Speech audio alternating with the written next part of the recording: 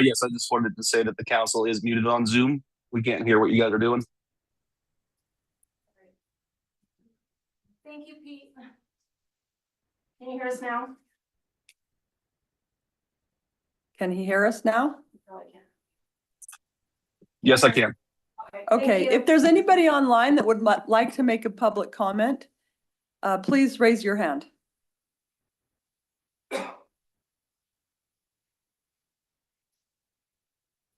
Nothing? Okay. We will close agenda item number 1 and move to agenda item number 2. Summary action items. Letter A, the approval of minutes from the April 1st, 2026 City Council regular meeting. These are not ready for us to review, and they will be available at our next meeting. So item B is the approval of the bills. Does anybody on the council have any questions or comments about the bills? I did have one question regarding the cemetery looks like for underlayment. I was just wondering what that was specifically. So it's a thick rubber that we're gonna put under the fence line. Oh, So we don't have to weed either So line under the like fence line. a weed barrier. Okay, perfect. Thank you. Any other concerns or questions on the bills? Somebody would like to make a motion? Mayor, I make a motion, we approve the bills as presented to us. We have a motion by Councilmember Thomas. Is there a second? Second. A second by Councilmember Butler. All in favor? Aye. Thank you. Item number 3, consideration of resolution 2026-24, approving the appointment of Candy Swallam to the Grantsville City Library Board. I don't see Candy here, but I know Candy, so if anybody would like to make a motion on that, it doesn't look like John is here either, correct? Yeah, he's out today. Okay, Both these next two items, both these individuals have been attending the library board meetings as just citizens, okay, just learning the ropes, so to speak, until they were approved by the council. okay, They have been making an extra effort in supporting the library board. perfect. So Red is our council member who is on the library board, so thank you for that update, Red. Someone would like to make a motion if there are no further concerns or questions? Make a motion, we approve resolution 2026-24, approving the appointment of Candy Swallam to the Grantsville City Library Board. We have a motion by Councilmember Butler. Is there a second? Second. A second by Councilmember Williams. All in favor? Aye. Thank you. We will add her to the Grantsville City Library Board. The next item, number 4, is a consideration of resolution 2026-25, approving the appointment of Camille Coons to the Grantsville City Library Board. And she also has been attending? Yes. Great. Can I get a motion? Mayor, I make a motion, we approve resolution 2026-25, approving the appointment of Camille Coons to the Grantsville City Library Board. We have a motion by Councilmember Williams. Is there a second? I'll second. A second by Councilmember Dalton. All in favor? Aye. Right. Thank you to Candy and Camille for being willing to serve our library and our citizens.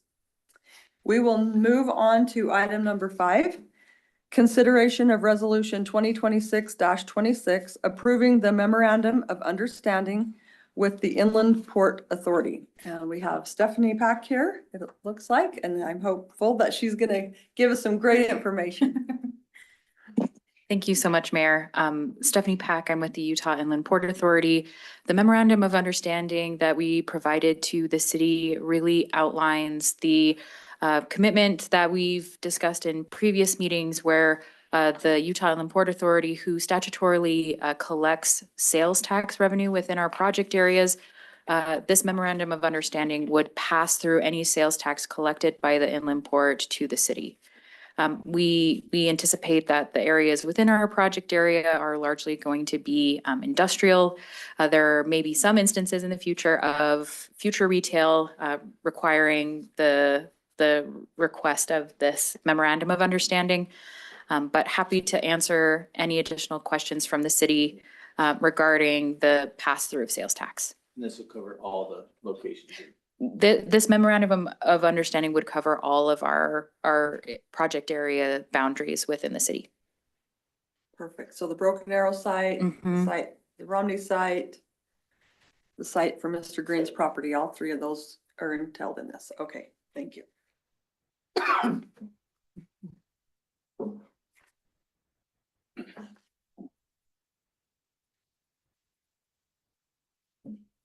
So you came and visited us, was it back in February? I believe around that time, yeah. Thank you. I mean, we went through this in detail back then, so I don't really have any specific questions for you in this regard. This is a dumb little, I've got one dumb little question.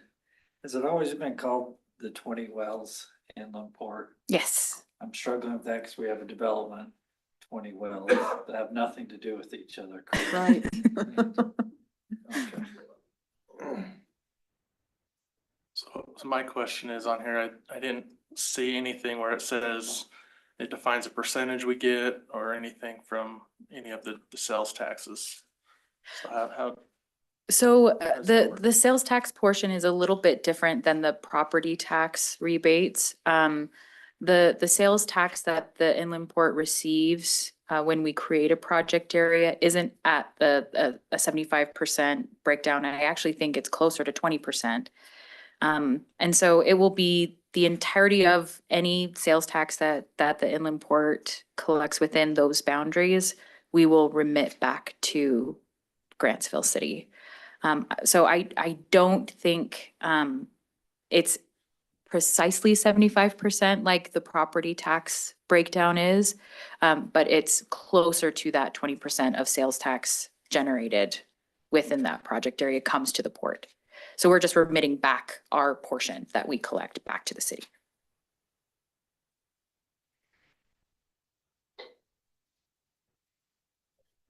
Property tax is a different issue though, right? Talked about that at length in that February meeting. wouldn't we want those percentages in this though? I think for the property taxes, it depends on the what it is and the development and how it goes. So this is just locking in the sales tax, and we want that across the board on every one of them. And then the individual locations will make different agreements on those property taxes. So that's why we don't necessarily want to include them here, because we don't know those numbers quite yet. And so each location, like Broken Arrow, will have a different pass through than probably like Mr. Green's with a high density housing that we want to maybe pass through some more to the school district or to the county than the industrial location on the Romneys. But in any event, in all of them, if there's any retail, we want the sales tax passed through. And this is just saying we will get the. We will get the sales tax passed through that would have gone to the port in this area. It will come to Grantsville. I mean, and ours is highlighted, it's left blank, but this will say Grantsville City. Yes. Just Yeah, to make sure, I'm not this is- finding some blank. Yeah. document. Yeah, this is, Somebody Add else's whatever name. you want, Brittany. yeah, this is the template. Once the city council passes a resolution approving the memorandum of understanding, that'll then go to our board, who will make a motion on it, and then we will execute the contract. I know we went into this in a little more detail back in February, but the monthly reports that are issued to the city, I mean, obviously you're doing this elsewhere. What do those entail? I'm just trying to get an understanding of what's involved in those, I guess the first question. And then the second question I had was regarding those payments, obviously, are those audited by the state as well in this process? Correct. So Okay. the sales tax collection that is a little different than property tax collection. Sales tax collection happens on a monthly cadence, whereas property taxes are collected on an annual cadence. And so every month that taxes are collected, we will be turning back those funds back to the city. You'll find that, those amounts will likely be really, really small in the beginning. They won't be super substantial. But, you know, as more retail comes into these project areas, as more sales tax gets generated, even in an industrial area where they may have an outlet at a manufacturing site, if any sales tax is being generated, you know, we will remit that back on a monthly basis. And so you will get a report of what that remittance looked like. We're working really closely with the state sales tax commission. The state tax commission is trying really, really hard to hopefully create a process where it won't have to come to us first. It will go directly to the city rather than coming to us first. We're not sure if we can make that happen, and it's for that auditing purpose. We need to demonstrate that per the statute, we did collect our portion of sales tax, even though we have a memorandum of understanding where we remit that back to the city.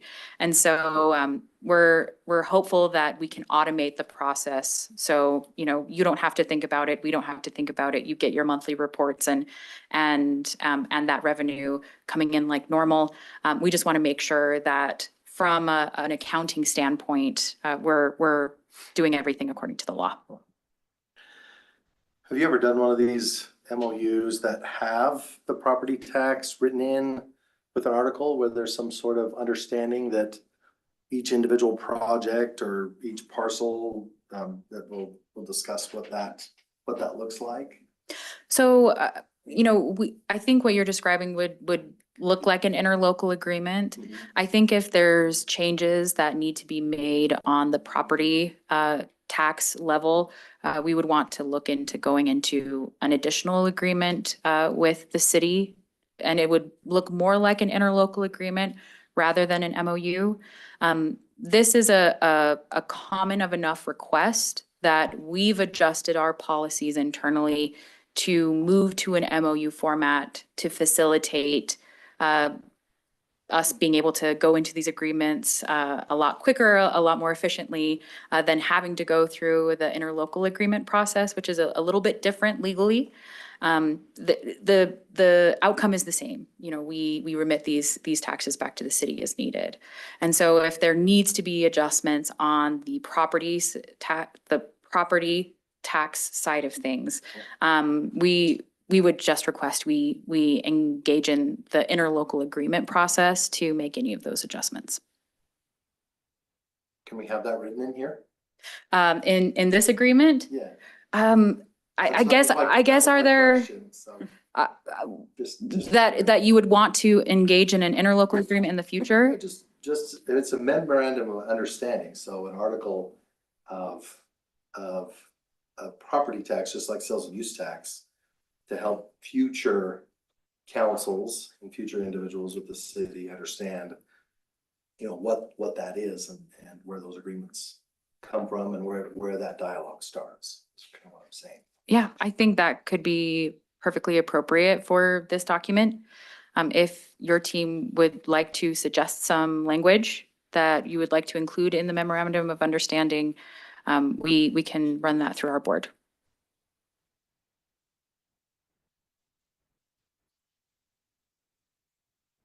Tyson, I'd like your thoughts on it.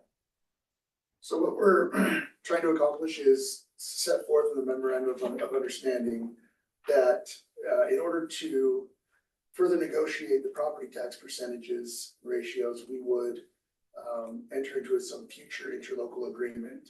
And that would be part of the memorandum of understanding, just so that we've got something on paper to say that at some future point, if we want to renegotiate some of these ratios, then we are going to use the vehicle of a interlocal agreement. That we're contemplating that going forward, just so that future officials and city staff can review this document and know that that's the avenue to pursue if they want to address those issues. Is that what we're trying to do? I think it's a great idea. Yeah. Because in 4 years, when other people are sitting in these chairs, then they have that to reference back to and have an understanding as to what the procedure is to make those adjustments as needed. Do you have any issue with that, Stephanie? I don't think so. It's always on the table for the city to approach the port and engage in an interlocal agreement, with anything pertaining to our project areas. It's something we've done in other communities. I think Salt Lake is a great example.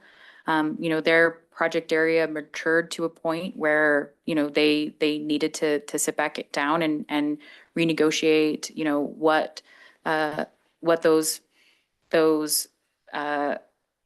obligations were within the project area, what was needed by the community, and how we could utilize those project area funds to help support the community. And so it's always been on the table for the city. It always will be on the table for the city.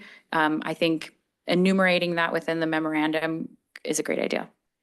Perfect, thank you. If council's okay with me drafting that language, I can draft it, run it by city staff, and if council is okay with us going forward without bringing it back, we can make those changes and just have that understanding, putting in one additional clause within that memorandum of understanding.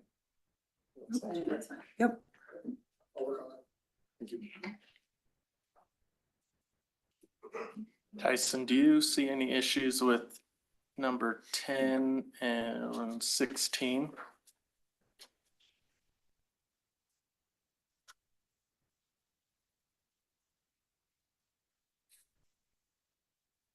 Mostly about the jurisdiction being in Salt Lake County on number 10, and then 17, where it says, or no, sorry, 16. That UIPA is not, shall be liable, let's see. In no event shall UIP be liable to the city for any indirect and incidental, consequential, special, or exemplary damages arising out or related to this agreement, including but not limited to lost revenues, anticipated profits, even if UIP has been advised of the possibility of such damages. Well, that's it.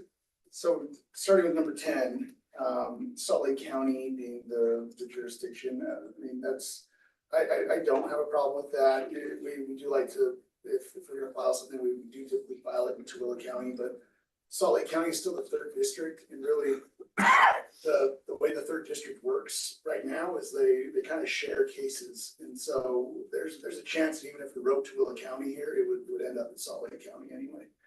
So I don't have a problem with going to Salt Lake County for any dispute. As far as 16 goes, that's a little bit more of a waiver that we're looking at here. We're not waiving direct damages. What we're waiving is all of the indirect, incidental, consequential, and special or exemplary damages, things like punitive damages. So I guess to the extent that we believe that there could be some downwind indirect loss, we would be waiving that in this MOU. But there's, as far as recovery of direct damages, we would be able to recover those. So this is the downstream impact of some negligence or a breach that happens on behalf of UEPA we would not be able to pursue any of those special types of damages that are consequential.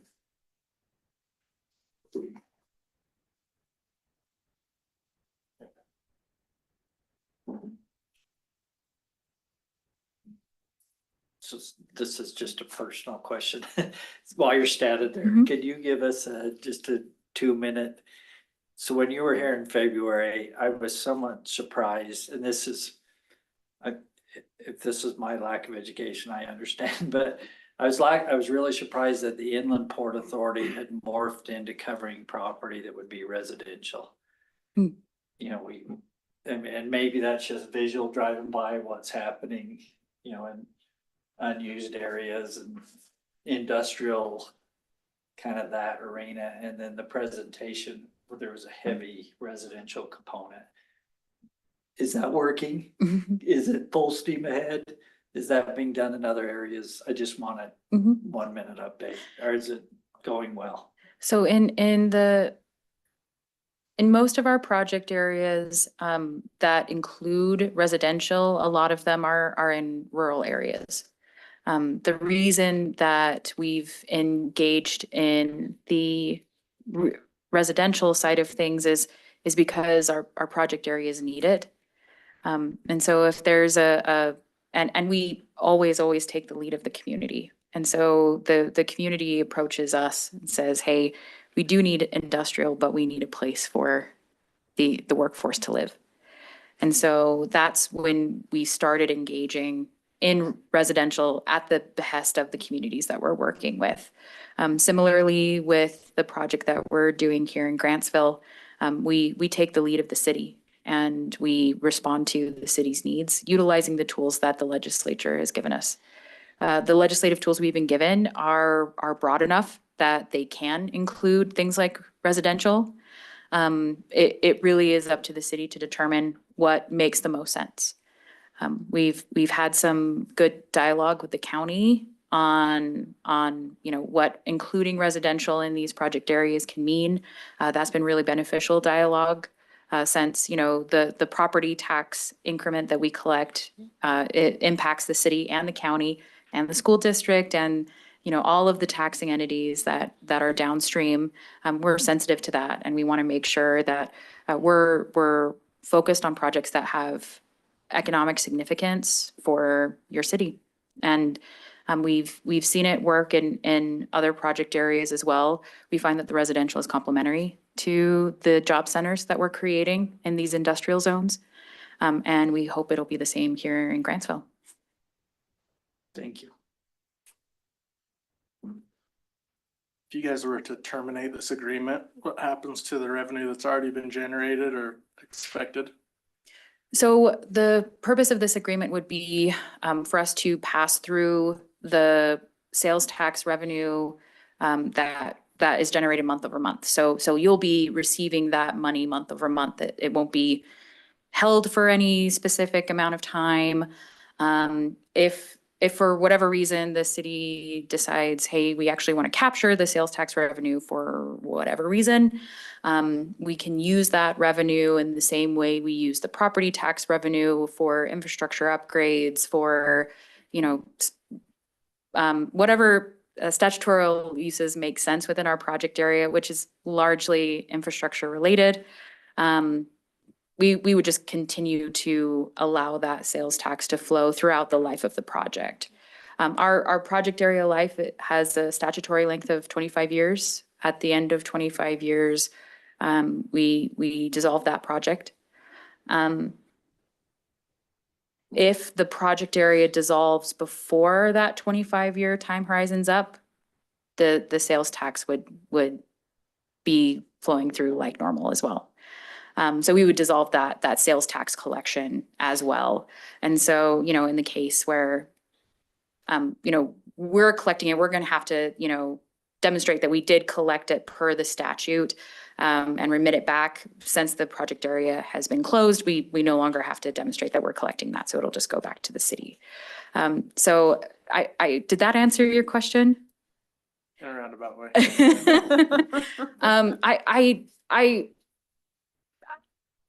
If a future council decides to dissolve this memorandum, we would collect that sales tax and we would use it the way we use the property tax increment that we're collecting, and we would put it towards the statutory earmarked uses of those funds. And we wouldn't be able to take it away from Grantsville. We wouldn't be able to use it for anything other than what's statutorily required. Thank you. Mm-hmm.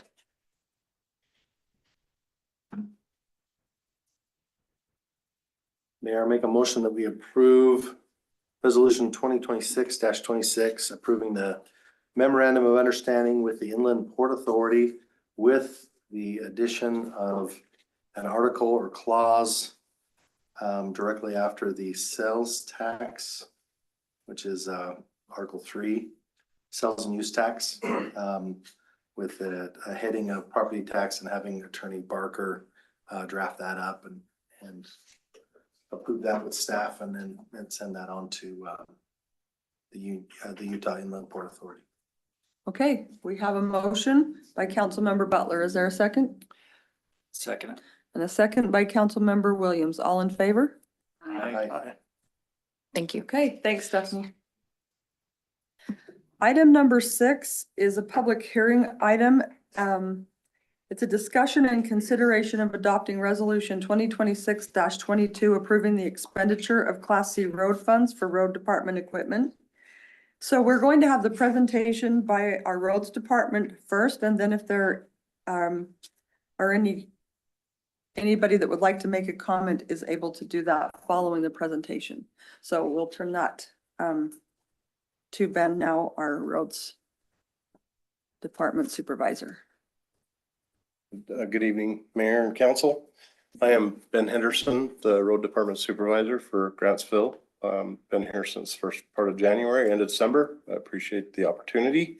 I come with a pretty strong background of asphalt maintenance and preservation, starting with my time at Vernal City as just a regular road hand, and then moving on to South Salt Lake for several years, growing to a supervisor at that position, and then moving on to Kemmer, Wyoming for several years as public works director, running the airport and many other assets besides roads, parks, doing all those maintenance duties there, small crew, similar to here, with 70 road miles, very similar to here as well. And then moving on to Duchesne County, where I spent 8 years extending my expertise and learning a lot of the traits that I have today with asphalt maintenance and doing reclamation projects with zippers. And I love to call it zip and chip. So we zip a road, we'll come back in, and we can either chip it or pave it. There's just lots of different applications that we can use in that. In this presentation, there will be several photos that we can, if you have questions during this process, feel free. We can do it either by piece of equipment that I'm asking for at the end, ask me any questions, or we can wait till we get down to the bottom line and then go from there however you feel. So we can start going through the slides.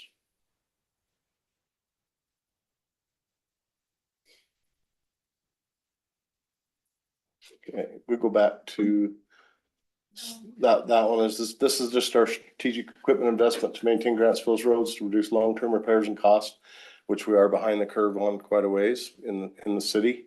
But we're going to get ahead of it pretty quickly. That's my goal. So you can move to the next slide, please. And then this is for a crack seal machine, which we just rented to get the ball rolling until we could get this equipment bought. We did complete about 93% or 95% of Anderson ranches at this point by renting a piece of equipment. We did not get a couple of those roads on the 26 list for crack seal. That'll bring our PSI up dramatically once we drive that with our analytic system. And so we just made a big jump on it.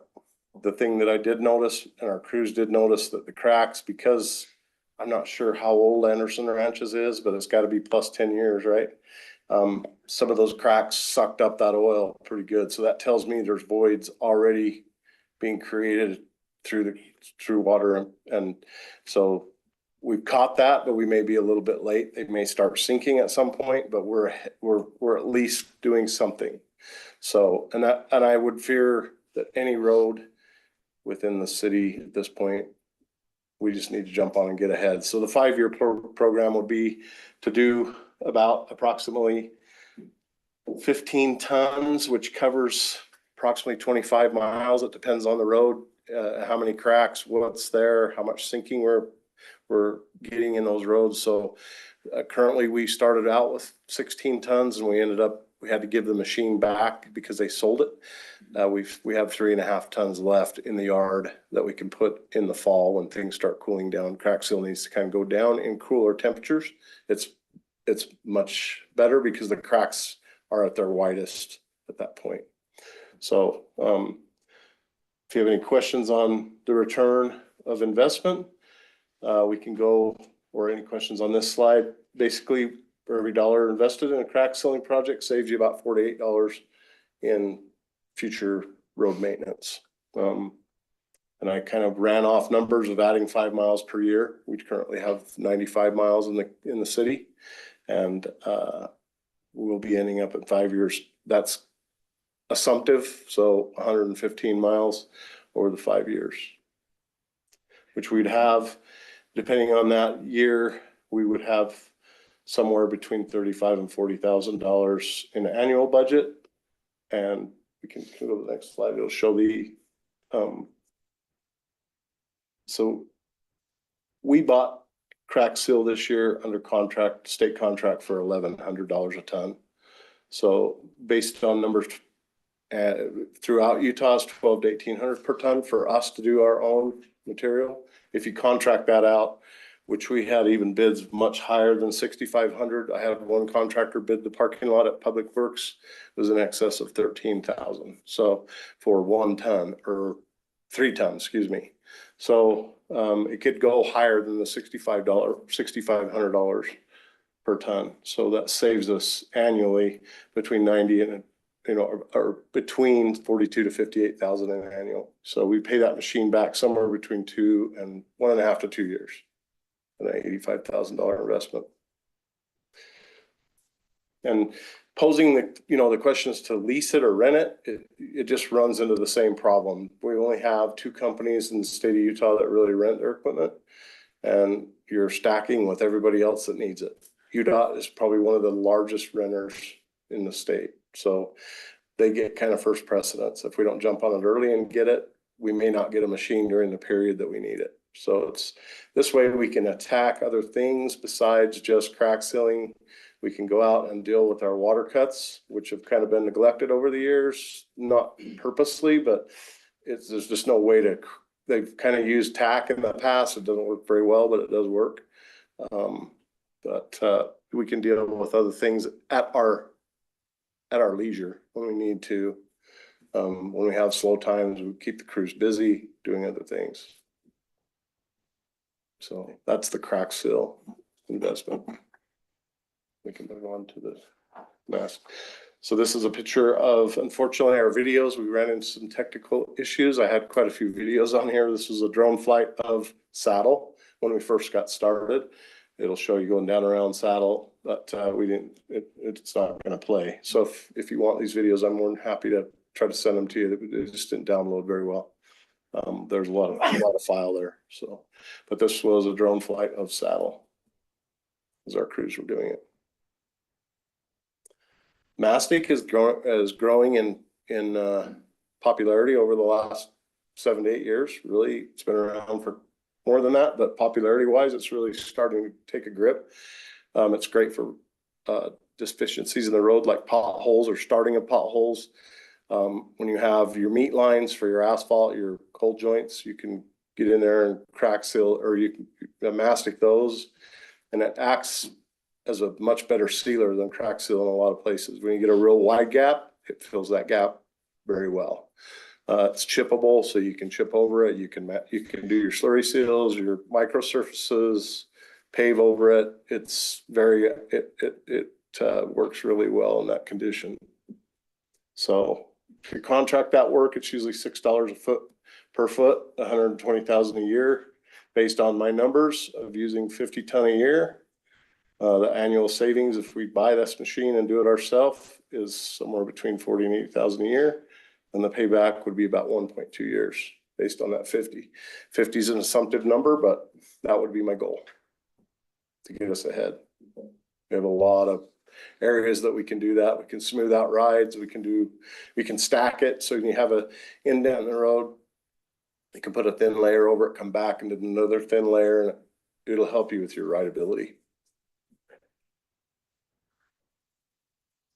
There's some pictures of the mastic going down in different, generally do drag boxes. They have 1 foot, 2 foot, 4 foot boxes, depending on the efficiency.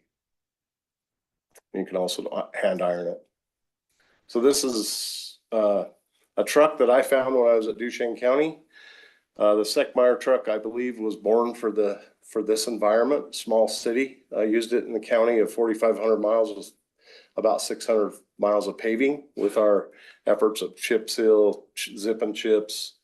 Unfortunately, I had a video that showed the truck in use in Duchesne, but I don't have, that didn't download as well. So it'll handle chip sealing, gives ability to seal coat, fog, some other applications of oil, scrub sealing. You can drag a broom behind it and come back behind that at a later date and chip over it and make a better road. And then multi-surface applications, just different oils. There's a lot of different companies out there that offer us a lot of gamut on different oils that we can use that will rejuvenate the asphalt, bring it back to life, and give us the ability to cover it up when the sun just beats on it. Vehicles, it'll help us with that. Single operator. That's kind of the huge thing. That's a big thing. There's one guy running the truck. It's still in operation, but it's one guy running the truck. All one button push operation. It widens out to 15 feet. It drops the oil 1 foot in front of the chip. So you can release traffic a lot faster than trying to pull a train with chip seal. I don't know if anybody's familiar with seeing chip seal operations. Usually there's 20 trucks. A big chip seal, piece of equipment, and oil trucks, it requires a big crew. This cuts your crew in half. You can really get it down to a roller operator, the truck operator, and then an operator to load the truck with chips. And then you have your flaggers basically, and you can cut traffic back on it fairly quick, depending on the oil you choose.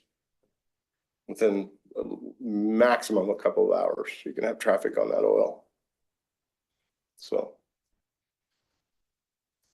Yeah, that was the video, so we didn't download, so unfortunately. That truck is, I did talk to the sales rep again. I originated that conversation with him to get the numbers that I did for this presentation. I spoke with him today. They have one that's just stepping out of manufacturing in South Carolina. He thought it was ready to ship, so we have that truck to be available at our if we choose to adopt it.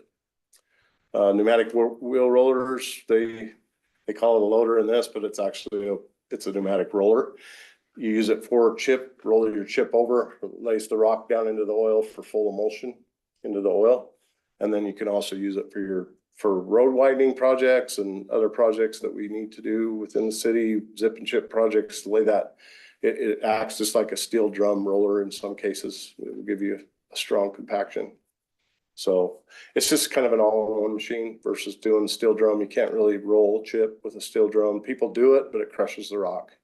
And we're going to be using, my idea was to use much smaller rock than I've used in the past.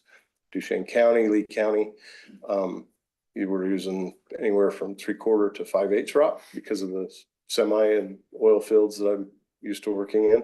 So they use a much bigger rock in that. We use more, I'm looking at more like a 3/8 or smaller if I can get it. So that's better for our environment in the neighborhoods. People don't like chip seals in neighborhoods. I will not chip seal a cul-de-sac. It's just not a good idea with all the turning and the ripping of it, but you can do everything else, pretty much all your straight runs and get that. And then you can fog it with a good oil to fog it, lock those rocks in, and you don't get near the rough ride. You don't get all the skateboard problems, kids on their boards complaining about it, as well as then you can come back over and do a scrub seal. There's a lot of different things we can do with that.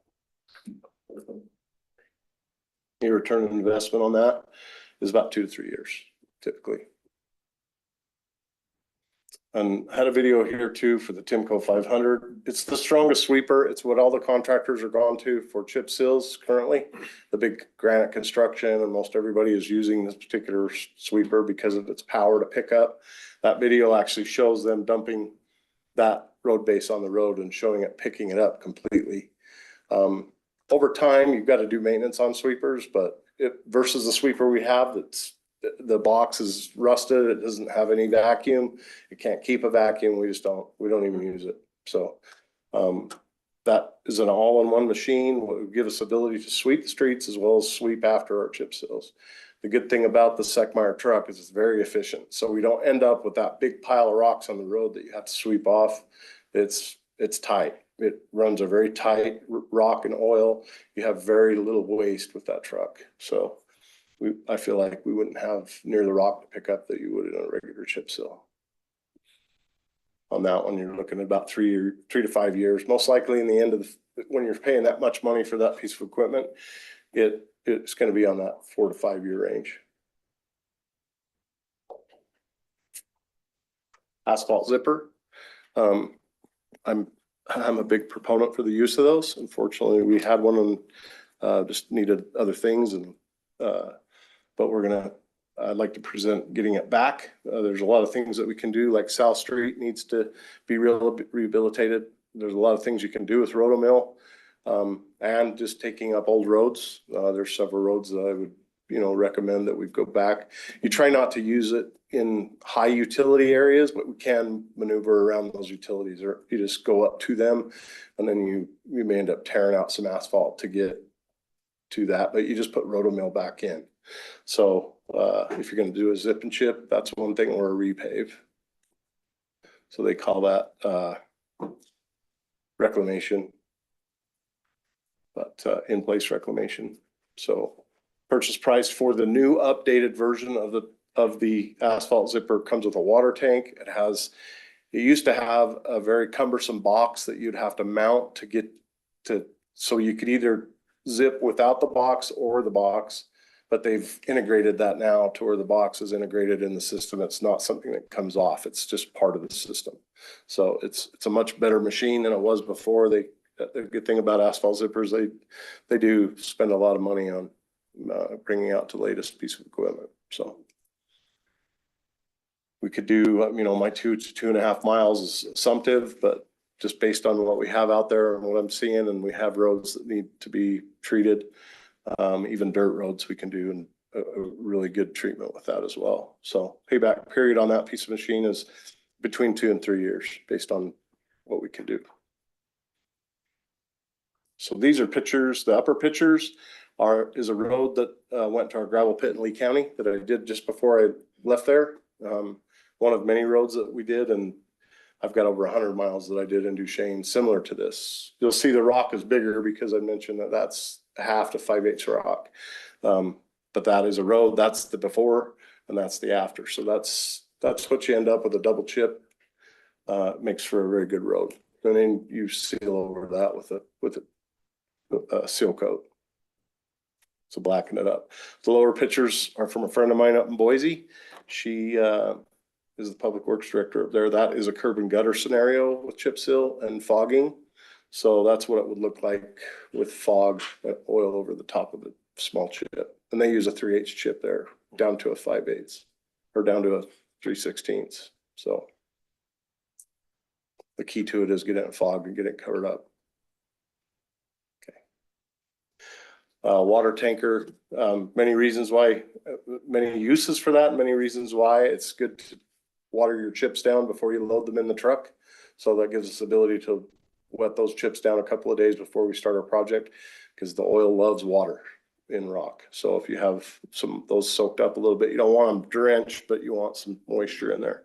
Gives us the ability to wet down our dirt roads when we need to grade them, as well as keep dust suppression down, and many other uses. We have a bunch of rotomill that I just spent time screening with, that needed screened out in our pit. That was just kind of sitting there with big chunks. So we got a screen and went through that and ended up with quite a bit of that rotomill. And my future would be to hope to get with UDOT and get as much of that that's available to us in the future, because it really is a good tool for building roads. You got to do it right, and water's the biggest key. You'll see that as I just built a ADA ramp out here at the rodeo grounds with rotomill and water. So you can take a look at that.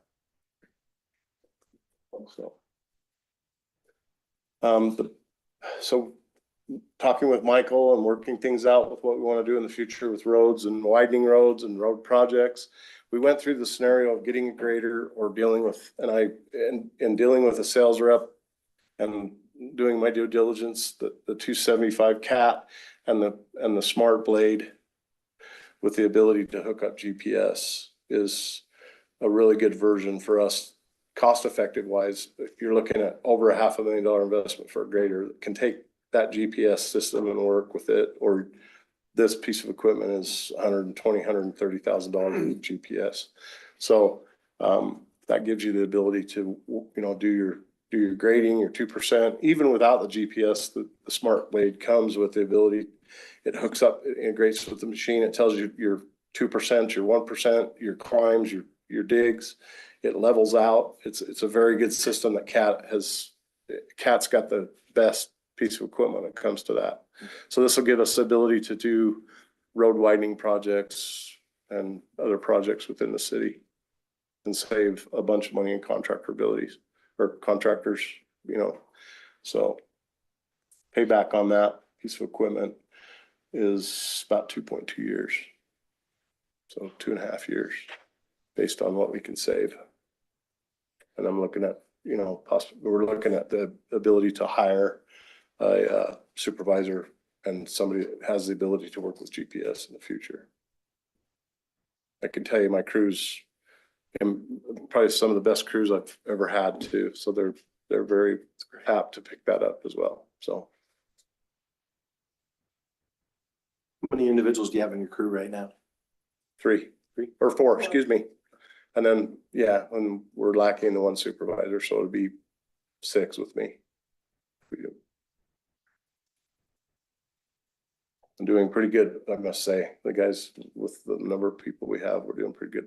We bounce around a lot. That was a video of the blade with those wings open and closed, so you can close the product and carry it. It gives you a lot of abilities. Late into this, I found out we were probably giving our old dump truck to the sewer department with their need with the new sewer plant. So I put together the pricing for Freightliner, came in with the lowest bid for the cabin chassis. What I'm recommending is we take the old stainless steel bed off the old truck, retrofit it to the new truck, and then we'll get all new plow mechanisms operational, because old stuff doesn't integrate well with new trucks. So it's just best we spend the extra money to get new plow controls, put a new plow plate that adapts to the current plow and sander that we have. So with that savings, we're saving between 80 and 150,000 by not buying a truck with all a new bed, new plow retrofit. So. And then we are in need of some pickups we have a couple of real old trucks in the road department that are 2-wheel drive. One's a 2-wheel drive it's pretty old. And then the other one it's well on its way as well. So I'm recommending we move to 3,500 crew cabs so we can put fuel cells in the back of them and give us the ability to fuel in the field versus coming back every day and refueling at the UDOT shed. It just gives us more mobility to do that. So that's why I recommend going to the 3,500s. I've started getting bids. Some of the first bids came back I have a really extensive contact list with dealerships that I've worked through my times in municipalities, as well as in my earlier life. My dad had a tire shop in Salt Lake for 40 years, and I was outside sales for that for a long time. And I dealt with every car dealer in the state of Utah. So I have a very extensive list of people that give me good prices. So initially the prices I set high, but Dodge came in with under 50 for that truck, for a gas truck. So, and then we were looking at doing a work box on one of them, and that would boost that by about 13,000, depending on the box we choose. So. And then the equipment, King trailer to pull behind our dump trucks, our bobtails, that will give us the ability to haul backhoes. The mini X's with that trailer, we could haul 2 mini X's to one location if we needed to, or stack them and move them around for different divisions quicker. And some of our trailers that we have currently are a little underutilized size wise, and they're not really the best trailer for what we're using it for. So it gives us a much broader ability to haul a lot more equipment instead of road it. We're roading our backhoes, and it gets expensive to start roading equipment around the city. As we grow, it's just probably a better way to go. And then my sign guy, sometimes he's a lone wolf, and this is a tow behind unit. We did rent one from Home Depot, has those, and we rented one just to make sure that it vested out. And he worked wonderfully. It doesn't do great, or no auger really does great in rocky soil, but it gives him the ability it's a lot less maintenance or labor on him to dig a hole for a sign. So we would make that the sign for signs and other stuff that we do. So, and then this is the cost of all the equipment together, piece by piece, and my notes for certain things. So if you guys have any questions based on that, I stand for questions.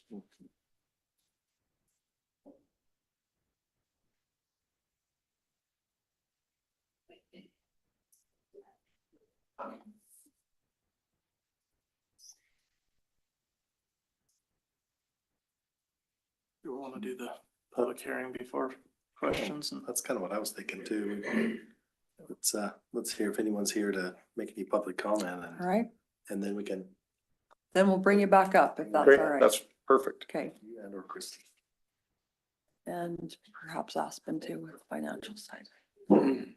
Was there anybody who would like to make a public comment on this item after hearing the presentation? Anybody online?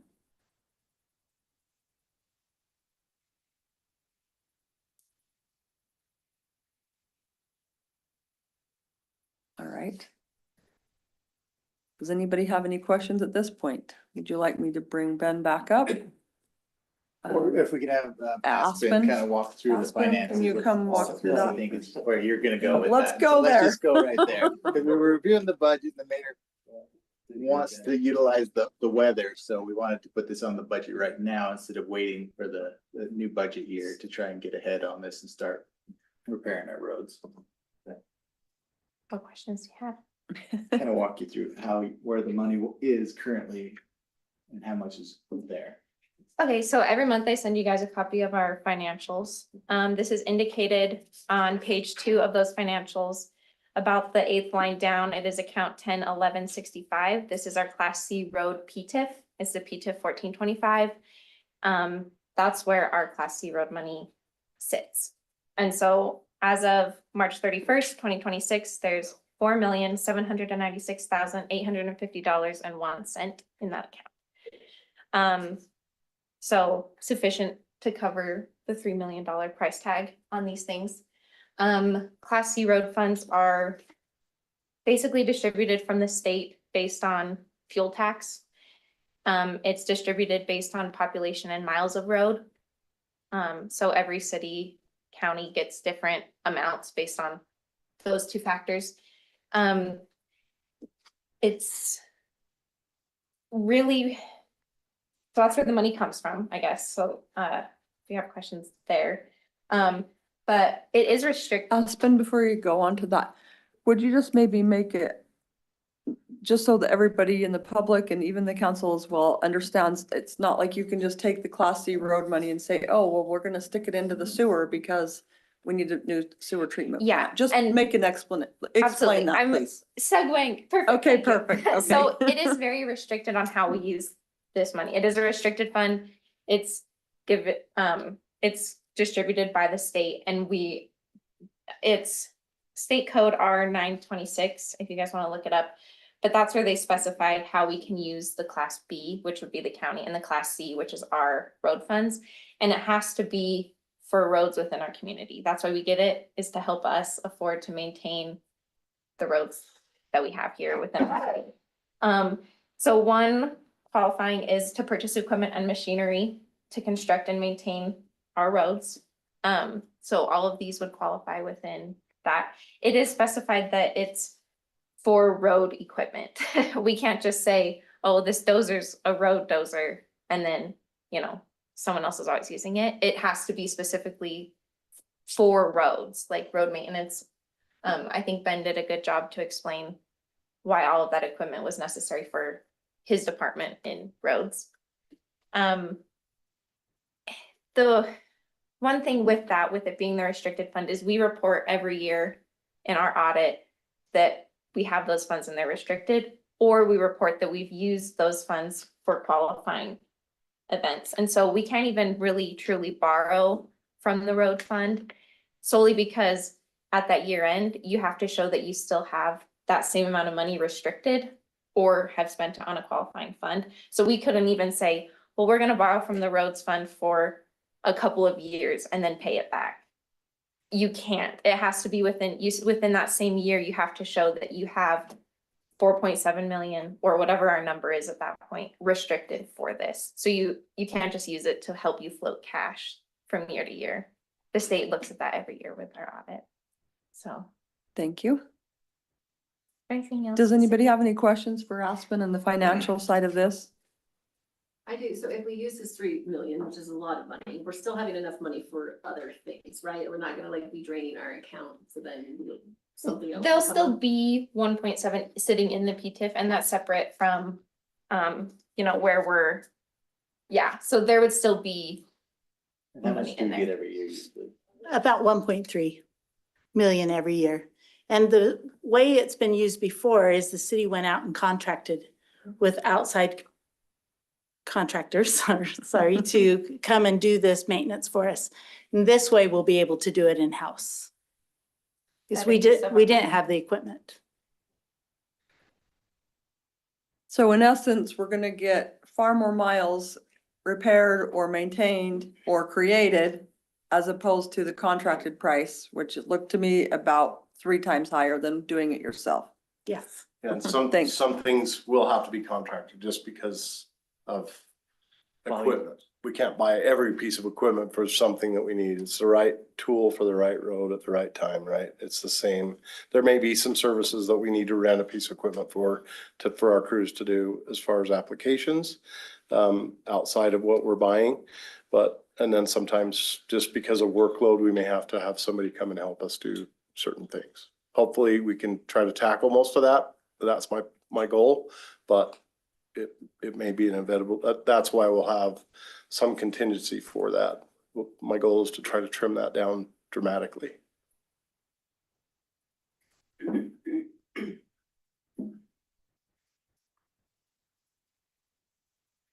Christie, could I ask you a question? Do you feel like that we've underutilized this fund over the last few years and not done more with it? It seems like, I mean, it's obvious we have $4.7 million in that fund. And maybe we've done all that we can do. But could we have done more? I guess I want to say. We didn't have the expertise that we have with Ben now, that for knowing what to do and how to do it either. So we didn't have the equipment, the manpower, or the expertise. So again, we were given an amount and we would go out to bid and we would say, we think we should do this much road or what to do with it, and did it to the best that we could with that amount of money each year. So, But contracted out. but contracted out. And I mean, yes, it's a big investment, but would you say, what's us doing it ourselves and having the expertise here with us, which I think is great, that we've got Ben on board. What do you think I mean, we saw a lot of savings, a lot of numbers up there. So is hiring a contractor 3 times more expensive, 5 times more expensive? I mean, what's your thought on it? Like Ben said, there's some things we don't have the equipment to do. To do a full reconstruction, we don't have the ability to do it. It costs us way too much time to do it, even with renting the equipment.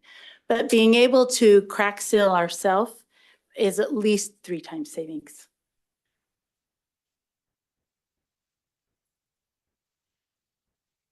And when it's not done, you just shorten the lifespan of that roadway specifically. Yeah, just like we learned last night, we build a road to last 20 years, but if it's preserved by crack seal, fog, slurry, those things, then it can be indefinite, depending on the traffic, of course. Roads can break down if they're not built to the level of use, but we can get a lot further on our residential roads. Let me ask you a specific road and whether or not we could do it. Okay. South Street, dirt road. Yes, so Is that something that with we this could do? equipment, we could do South Street ourselves. So We he, should have That'd be known that a number year one. ago, because that would have been a great bypass. yeah, yeah. Come Yeah. back, Too late. you're fine to come back up, but So, yeah, that would be really the perfect road for the zipper. Go in there, reclaim all that, bring in some fresh stuff as well, get it all blended in there very well. And then you can do a double chip and end up with that picture that I showed you from Lee County.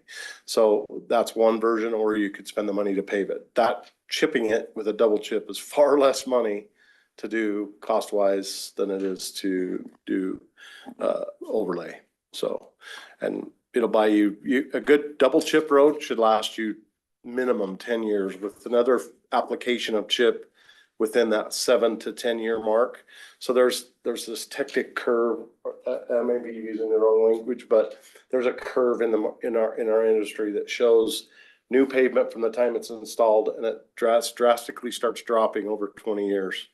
So you, with the three-legged stool system, at 5 to 7 years, you do your first application of some seal coat, and you keep doing chip seal. You might do an overlay, or you might do a mill and fill at some point. You can stretch, and he mentioned that last night in the transportation, that you can extend by bunny hopping that out there on that curve you can make roads last 40 years initially by doing that between 5 to 7 year treatments and extend the life of that pavement. Which is what you're proposing here, that we do it. With all that equipment. We run through it every 5 years. And I've got the water truck. I found a water truck. I put 150. I did find a water truck here locally.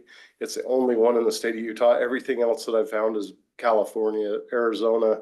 There's a lot of these little 2,000 gallon trucks out there, but Kate Equipment has one, and they've given us a price of $59,000. So I told him, try to hold it for me. I couldn't get him to commit, but that is possibly available at a much less cost than that. So, and I did the assumptive shipping because all pieces of equipment, when I bought that chip truck in Duchesne County, I negotiated Seckmeyer to pay for our flight out to South Carolina and all of our hotel stays and fuel to drive it back. And it saved like $30,000, and they paid for the whole thing.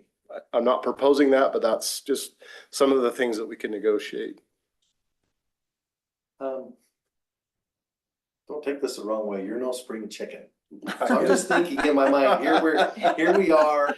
My hair doesn't give me away, does it? Yeah, so here we invest $3 million in all this equipment, and we have the know-how, the expertise. You're training individuals. I'm just thinking of contingency plans on individuals, having opportunity to rise up and Yep. and take those positions. I'm big on planning for succession. I train my guys for that. So Duchesne County, 2 of my guys that were under me are now leading that group that were under me, under my succession plan. So I do, things change, life changes. It's nothing solid anymore. So We do have the flop lead- over tomorrow, but lead position. Well aware of that. Yeah, we do have the. But I do plan roads for lead succession. Position open right now, and if this passes tonight, that's where we're gonna go after and find that replacement option in that person. Do the wages, asking this question for you, do the wages for this part of the Public Works Department, do they come out of the Class C road fund? Or does So, that come out of a different? yeah, so it does get messy once we start talking about wages, because it does have to be tied to a roads job specifically that they're working on. Okay. So like, so ultimately the guys will be set up to be paid out of streets instead. And then what we will do is monthly or quarterly, we can go through and we'll basically audit our guys and what work they've been doing, so we can have the backup support that we need to then say, okay, Class C road fund can transfer it into streets for X amount of dollars, because that was how much work qualified for these guys. So like, right now, most of what, I mean, Ben is pretty, I drive home and Ben's filling a pothole, right? So like, Ben even qualifies under the Class C, because that's like, he's out there actually maintaining our roads, which does qualify. So it's, because it's no different than paying a contractor. It's just we're paying Ben. My goal is to be here as long as I can till I retire. I'm here as long as need be. As long as you guys accept me, I'm here, so. Great. Well, Ben, we're glad you are here. Honestly, I think infrastructure is one of the areas that we've lacked on, and you see that as you drive around, and how we take care of what we have and doing a better job at that. I have a couple of questions. One of them is really more regarding other individuals that tie into our road systems, and establishing, and maybe we have this already entirely and I'm just unaware of it, but establishing a standard for any tie-ins into our roadways, you know, that they have to mill and do it right. We're not just getting a little trench in there that settles and then we have a jump that everybody gets to break their tires through. I think establishing a standard and what we expect as a city is one of the things. I know this is kind of off. The other thing that I'm struggling with in my mind is it feels like the last few weeks we've made some pretty significant financial decisions as a city, as a council. And I just want to ensure, you know, if we have 4.7 that we're working with and we spend 3 of that on equipment, we really only have 1 point for materials or I would like to look at this, and if this is the worst case scenario and we come through this, I mean, there are other ways we can get equipment, you know, we get used. I don't know, crack seal machine and a mastic trailer, if those are equipment you want to buy used, because you end up maintaining it more than, right? So I think those make sense. But as we look at, I just want to ensure that we have frugality in our decision-making in that process. It would be nice to say, look, we spent $2 million worth of equipment and we were able to use $2 million worth of Class C funds to do the roadway you were just referring to, and maybe another Multiple roadways. yes, 5 right. miles. So to try to get the most for our money, that is my biggest concern right now. I totally understand. So, but there is a need for it. I'm glad we have looked and addressed the roads. We've classified them in where they need repair, and then we start prioritizing how we Little bites out of the other. how we attack it, right? And just hasn't been done before now. So like I said, grateful you're here. Appreciate the time and effort into the presentation. My main concern was just getting the most for our dollar. Be assured that I will be finding and searching out the best deals I can find. Used, new, demo, whatever it takes. I will thoroughly vet that piece of equipment that I'm looking at to possibly buy used is top notch. We'll run it through our mechanic. I have a lot of mechanical experience myself, bought a lot of equipment over the years. I have a lot of connections, so I would use every available contact that I can use to try to minimize. I just use worst case scenario numbers because it's always better to use that than try to tell you that I used a lower number and then come back and ask for more money. So Yeah, I mean, you quoted a water truck 100 less than what you specified here. and the for, pickups, so we buy 2 pickups for 50 versus I think I put them in there for 80. 160. So there's a couple $100,000 in savings right there.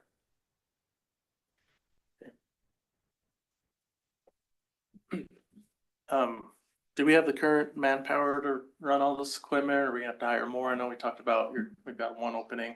We're gonna need to hire more. If so, how many?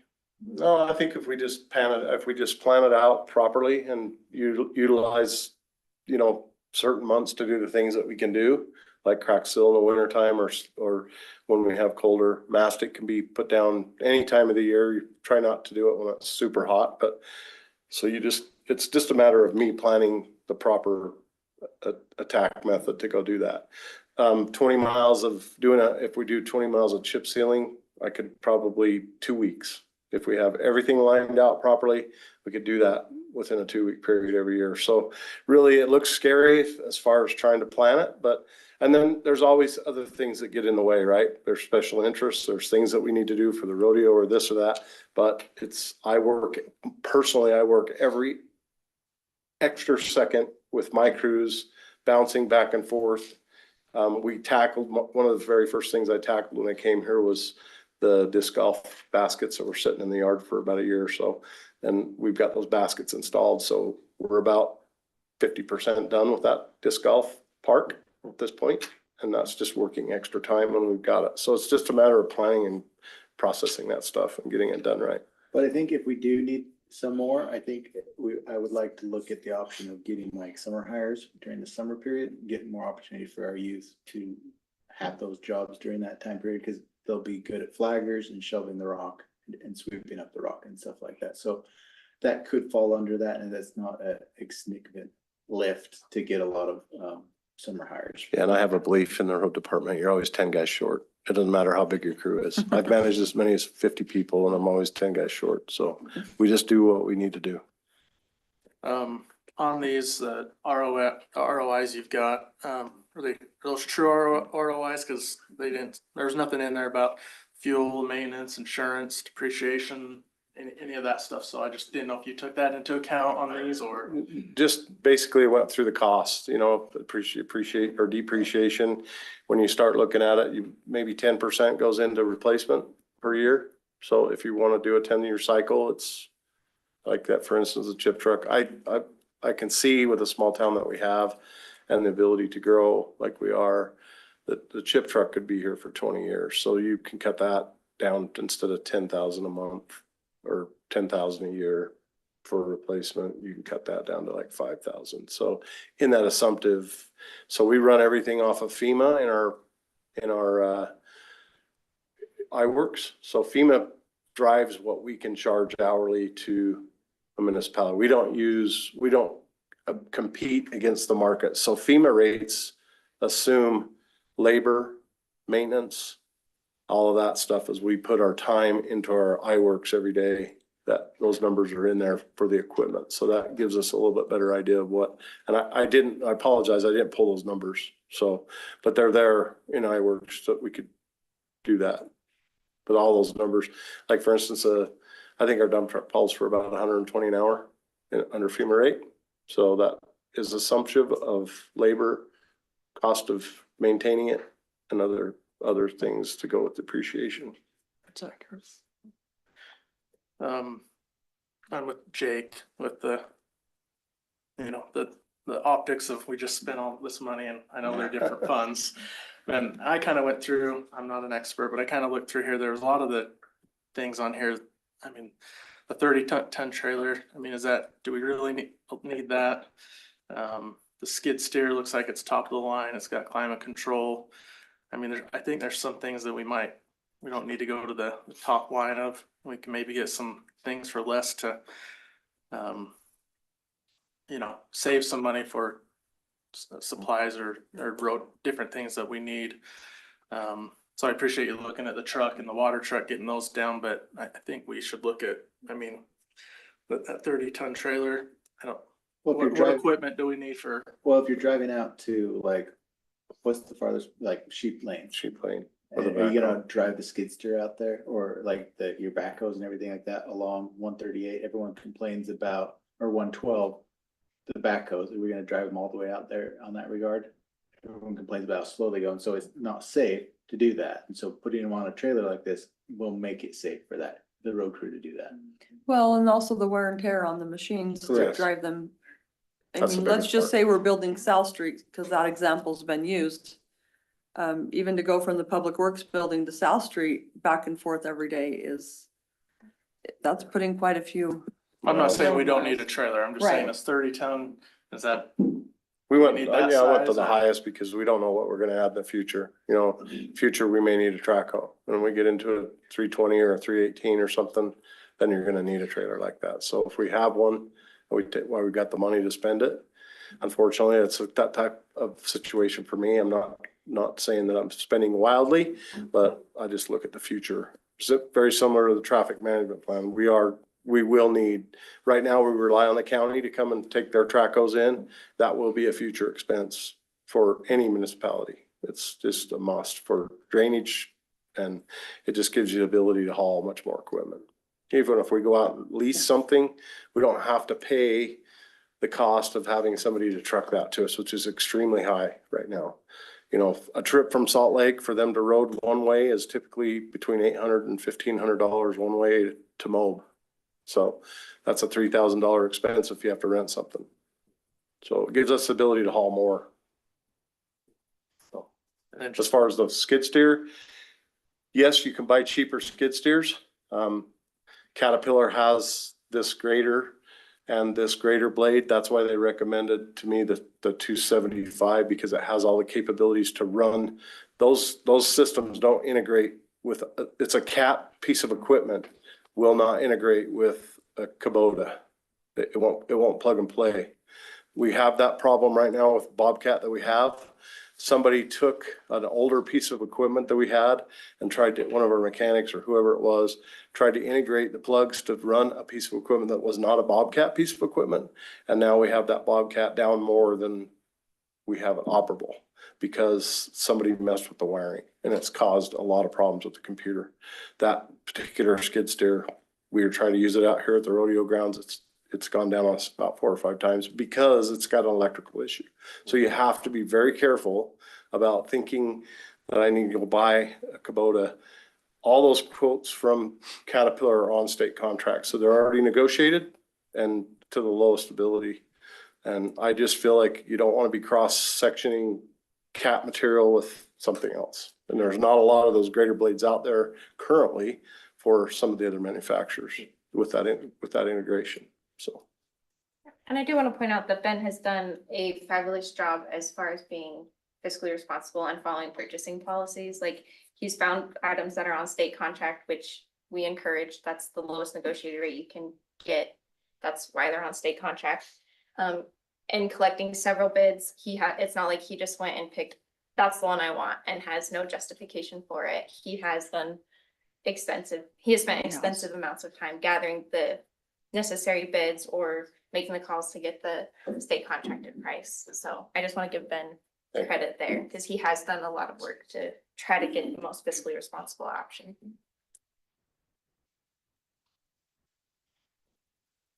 Do we have a place to store all this? It's gonna be a challenge, but I've driven by it a lot, so I'm just curious. We don't have a locked place to store this. Okay.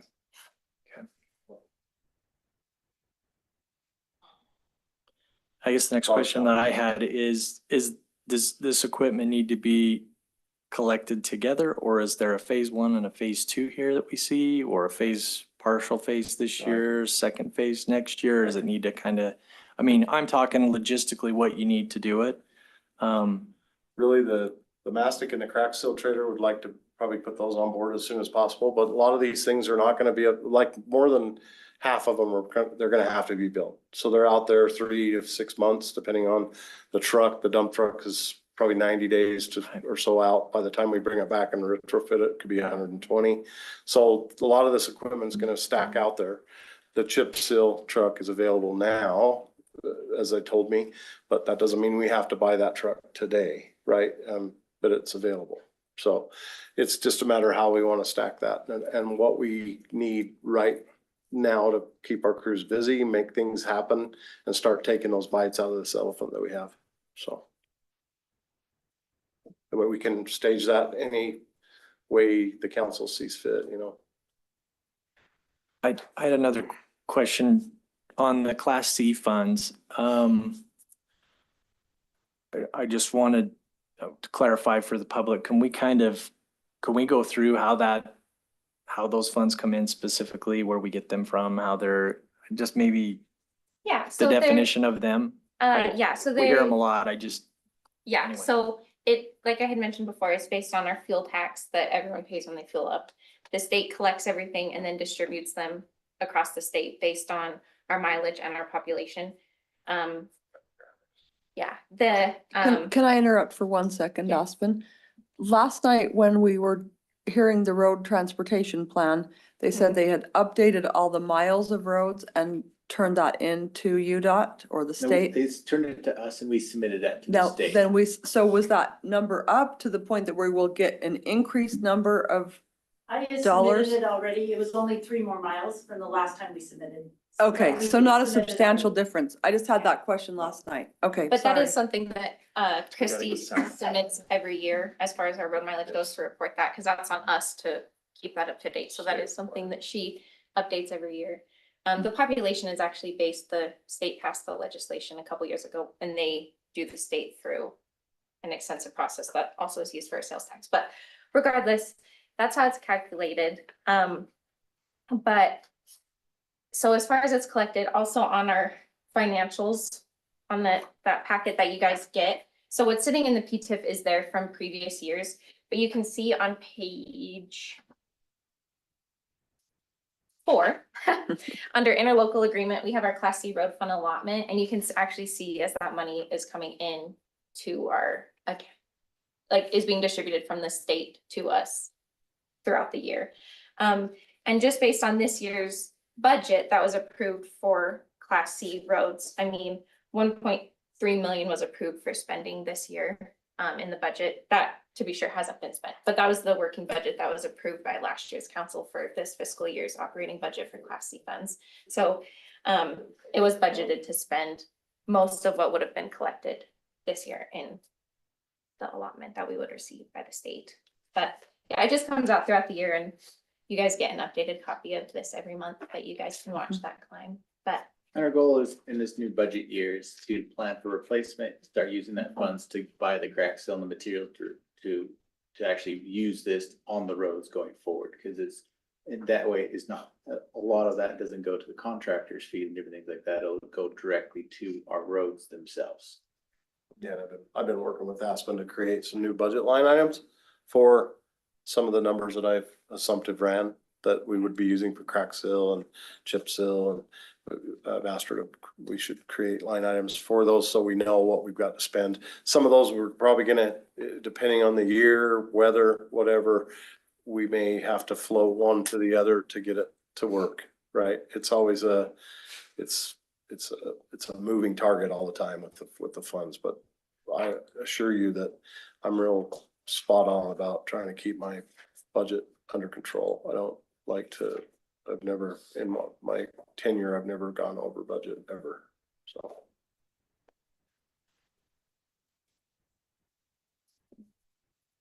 I have just 2 more questions. When do we get the Class C road fund from the state? What, do we get it in Through- July? yes, Throughout the year. yeah, right? it's throughout Just the year. throughout. So it's not like we don't get 1.3 million. It It's, trickles in. yeah, so it's typically, as Ben stated, it's typically a quarterly payment that we receive every quarter just throughout the year as our years go on. One thing to keep in mind is with potential incoming annexations or something that would increase the mileage of roads, so we would be receiving a larger allotment. Then my last question has once again to do with just the equipment costs. If we do approve this tonight, can we get a reporting back and accountability of what was purchased? I'm assuming that, you know, with this resolution passing, that we're giving you the green light to be able to purchase what you need. But we'd like kind of a return and report accountability of what we're able to get certain things for. Let's say you do find a street sweeper, you know, that's used in the market and it's $250,000 rather than $500,000, which would make more sense to me. And you're able to come back and say, okay, well, you know, this is what I did with those funds and those monies, and report back to the council. That'll be through, as well as through PO systems, we can report that back to you, however. Yeah. Wouldn't It's just, necessarily. as things are purchased, Yeah. we'd like to have you, I would like to have you come back We can do that. and report back to us. Absolutely. No problem. You know, We can do that. 'cause I that would think be the maybe even a agenda. report of what projects have been completed Yeah. along with the purchases that have been made and how that How many say, miles of roads? and yes, stuff? how many miles of Absolutely. road were repaired so that they did not have to be replaced, and what we estimate that we saved as opposed to having a contractor do that same work. And right now, we've done 24, just over 24 miles of crack seal for the 26 year. So that was a big deal. Ben and Christie, this is just an observation, but I know we've been in South Willow Estates fixing a relatively new road that wasn't done right. You showed a picture of Anderson Ranch. The road looked terrible, and that's one of our newer subdivisions.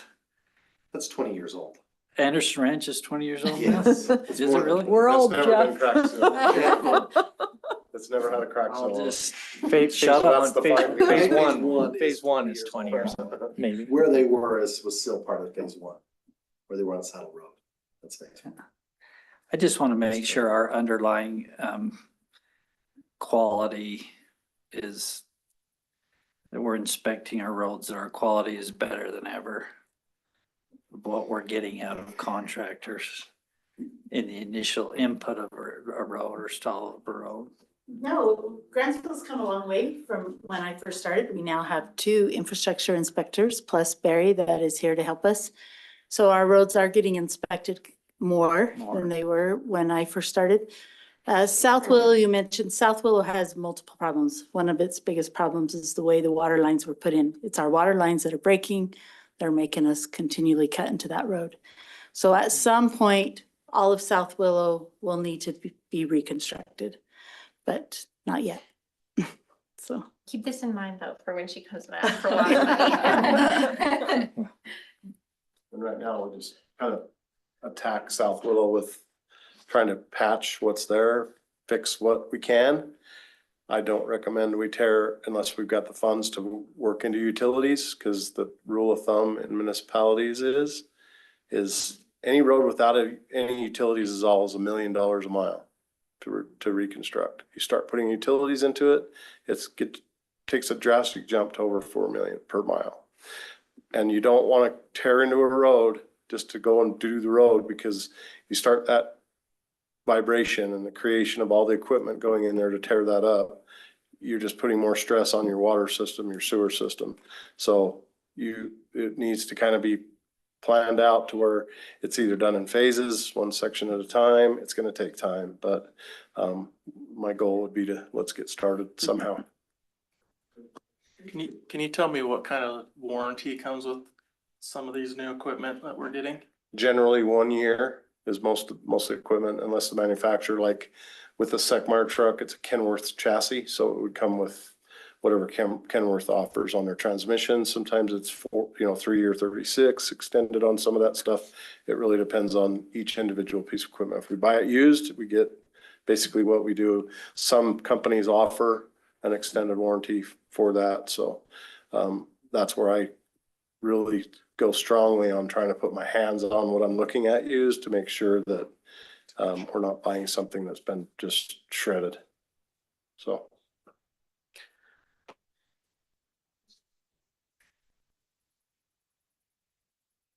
One last question, then I think I'm done. And whoever asked them probably. So do we have to go out and purchase this equipment from the government contracts already negotiated, or can we go out and find our own equipment that may be cheaper somewhere else? What's that process? Yeah, absolutely. And Ben's worked on that, but the government contract that I mentioned earlier, there's various companies for anything you can think of that's contracted with the state through UP3, it's their state contract, that is companies trying to get in the good graces to have low rates to get more business from municipalities. So you can absolutely go out and bargain or negotiate other deals elsewhere. You don't have to use state contract. We do steer towards state contract because typically that is the lowest price, but you can absolutely spend time and effort in looking at other avenues. And you may find a cheaper option, which would be great, but state contract is typically already that lowest negotiated price that you're going to be able to find in the state.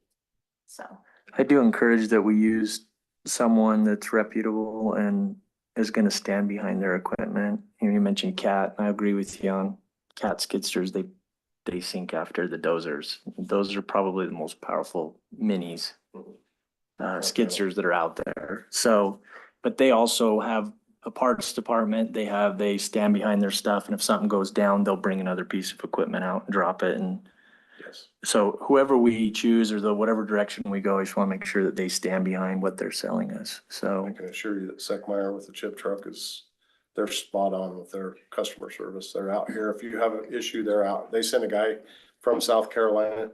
The company originates out of France, and usually their service techs are French, and they come out and they are very stickler about making sure that their name stays where it's at. And they own Bomag. They own some of the largest companies in the United States, so. And there's just none that are manufactured for that particular traffic.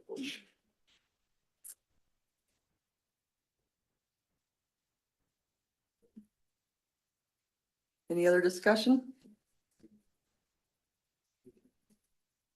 Thank you, Christy, Ben, Aspen, for all the information.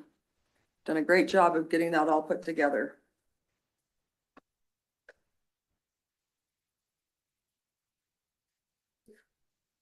Mayor, I make a motion that we approve resolution 2026-22 approving the expenditure of Class C road funds for the road department equipment. We have a motion by Councilmember Butler. Is there a second?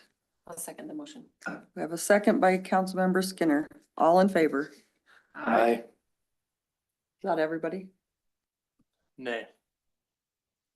Roll call. Councilmember Butler, Yay. Thomas, yay.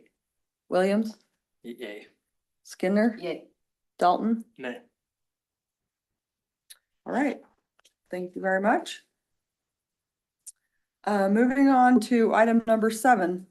This is also a public hearing item. It's discussion and consideration of ordinance 2026-16, approving and adopting an updated annexation policy plan, repealing and replacing the prior annexation policy plans and providing for an effective date. And we have Bill here to talk about this. And after the presentation, there will be a time for public comment if you would like to make. Is that true? Yes. Yes, it is. Okay.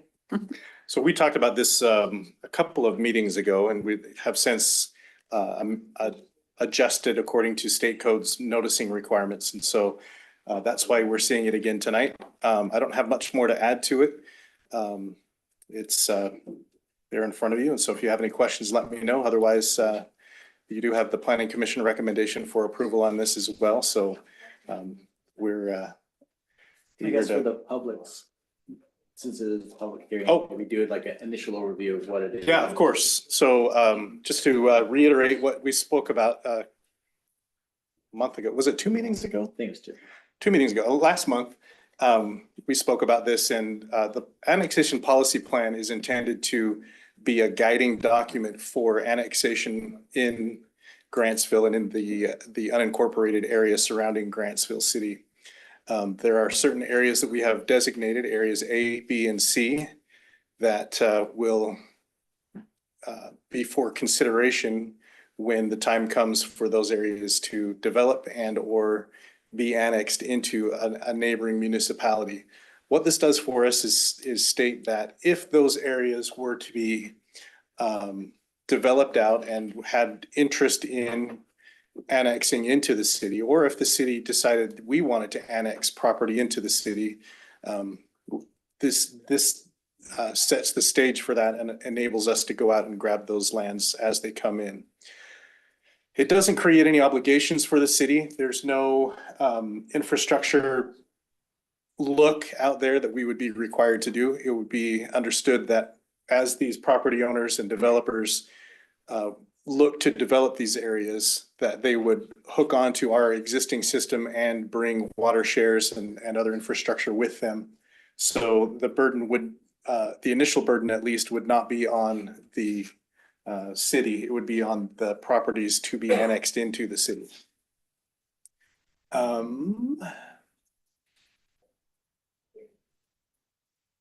State code requires that if we have the annexation policy in place, that we have an annexation policy in place and that it governs how property is pulled into the city if and when that time comes. Again, this isn't intended to be any kind of land grab or any kind of indication of where we want to go. It's saying these are areas that we can see as being part of the city and being a valuable part of the city at some point in the future. So it also helps to guide additional adjacent communities' claims on property that may be annexed in to adjacent municipalities. So we would have the first right of refusal, as it were, on some of these other properties if other communities wanted to look at that. I got it? Thank you, Bill. Okay. You bet. And I think at this point, we'll open it up to public comment. If anybody would like to make a comment on the annexation policy plan, now is your time. And if you're online and would like to make a comment, please raise your hand.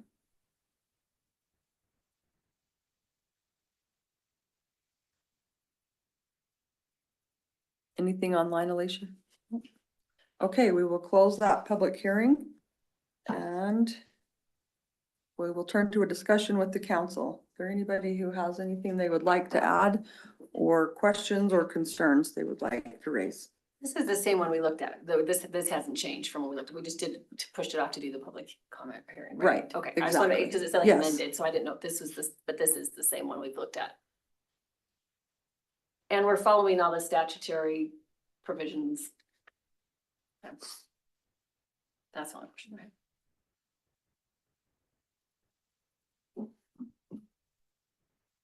Tyson, you've reviewed this as well. We've seen it. Okay. Any concerns on it or questions? No, it's this is a benefit for the city to adopt the annexation policy plan. We're required to do so by code. And it also sets the stage for future potential for the city. It doesn't lock us in or bind us in any way. But what it does do is, for example, if a property owner from one of these extraterritorial pieces of property wanted to annex in, this doesn't automatically give them an entitlement to coming in. They would have to engage in the normal process, and they'd have to meet the criteria that was they have to go through planning commission and come to city council, and we can even engage in annexation agreements with them. So that, you know, there's a benefit to bringing new parcels into the city as opposed to a detriment and a liability on the city. Thank you.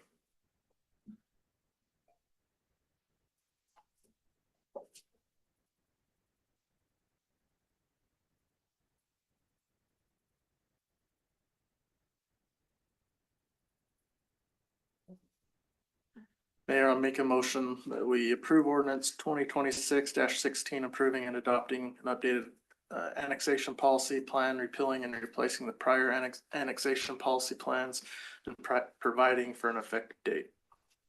We have a motion by Councilmember Dalton. Is there a second? I'll second. Second by Councilmember Thomas. All in favor? Aye. All right, passes. Thank you. Item number 8, consideration of resolution 2026-23, approving the purchase of a sewer vector truck and authorizing partial funding and financing. And this will be presented by Marcus and Christie from the Public Works Department. Thank you, guys. Sorry, go ahead. Okay. So Grantsville City is looking to purchase a sewer vac truck with partial funding. Each year Grantsville City Sewer Department, budgets to clean the sewer system. Grantsville City has approximately 90 miles of sewer system. The cleaning of that has been going on recently, right? That's what I've been seeing on the, Yeah, okay. we actually currently have a small ramjet, but that was built in it's early 90s. jet rotor. It does not have a vac setup on it. Okay, So we really don't like to use it too much because once you're jet rotting the sewer, you're actually bringing stuff down through the sewer system and you have no way of vac trailering out. This truck would actually vac trailer any heavy material, gravel, sludge, grease. We're also looking, this truck can also be used to clean storm drains. And it'll have a hydro excavation package on it too. So it'll actually help with water jobs as well. We approximately have about 1,600 manholes in our system. And we would like to take partial payment. And every year, I'm thinking about the next 5 to 7 years to pay for the loan. So every year we have to budget for this anyway. So we're looking to take that budget and just put towards a financial loan on this. How much are we paying for the cleaning every year? So currently we budget about $90,000 that goes towards cleaning the sewer, and it only cleans a portion. This way we'll be able to clean all of the sewer with our team every year. And each year with the increasing size, new development and whatnot, we have to ask for more each year. And unfortunately, it's still not enough to clean what we need. And so the sewer system needs to be cleaned. It's something you don't want to clean. You don't want to clean, and because if there is a backup, it can be very costly. And I would like to be, or actually not have any backups. That's my main goal, is try to avoid backups as much as possible. Has anyone ever had a backup in their basement? I have. so you don't want From that. the, no. Unfortunately, they do happen, but we want to try to avoid this as much as possible. And when we have emergencies, it's harder to get someone out here now. The contractor that we use, they're a great company, but if you want them out here the next day, it's not gonna happen. So it'd be a good truck to have. And if we do have emergencies, we'd be able to be right on top of it. I had more of a question regarding the functionality of the truck itself. I mean, you can use these to locate lines, et cetera, right? Yeah, So- excavating, yeah. So Hydro-X, so would that classify as something that could be used in another department? Meaning, could this classify as a Class C if it was used in that setting, or no? Or am I outside This truck the would be, window I mean, Christie can speak on this, but this truck will be used mainly for the sewer. for the sewer? Yeah, and the storm drain. Okay.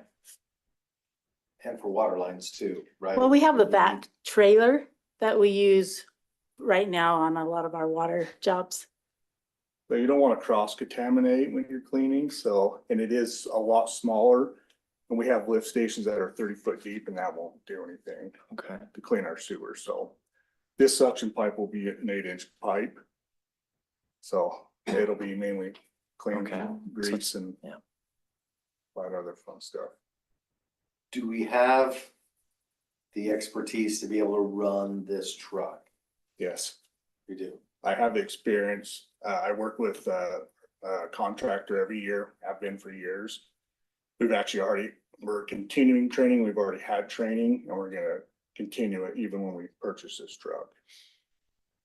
Are we gonna need to hire? I mean, there's always more need for more help. When do you anticipate that there'll be more hiring due to purchasing something like this, or any sort of needs? Will there be anything like that? Not currently with the purchase of this. It will come when the new sewer treatment plant comes online. Yeah, when the new sewer plant comes, we're looking for one guy, but currently we have men to operate this truck. You're running a sewer treatment plant, right? I mean, to a certain extent. Yes, You can't be all places at once. I try to be. You do a great job, Marcus.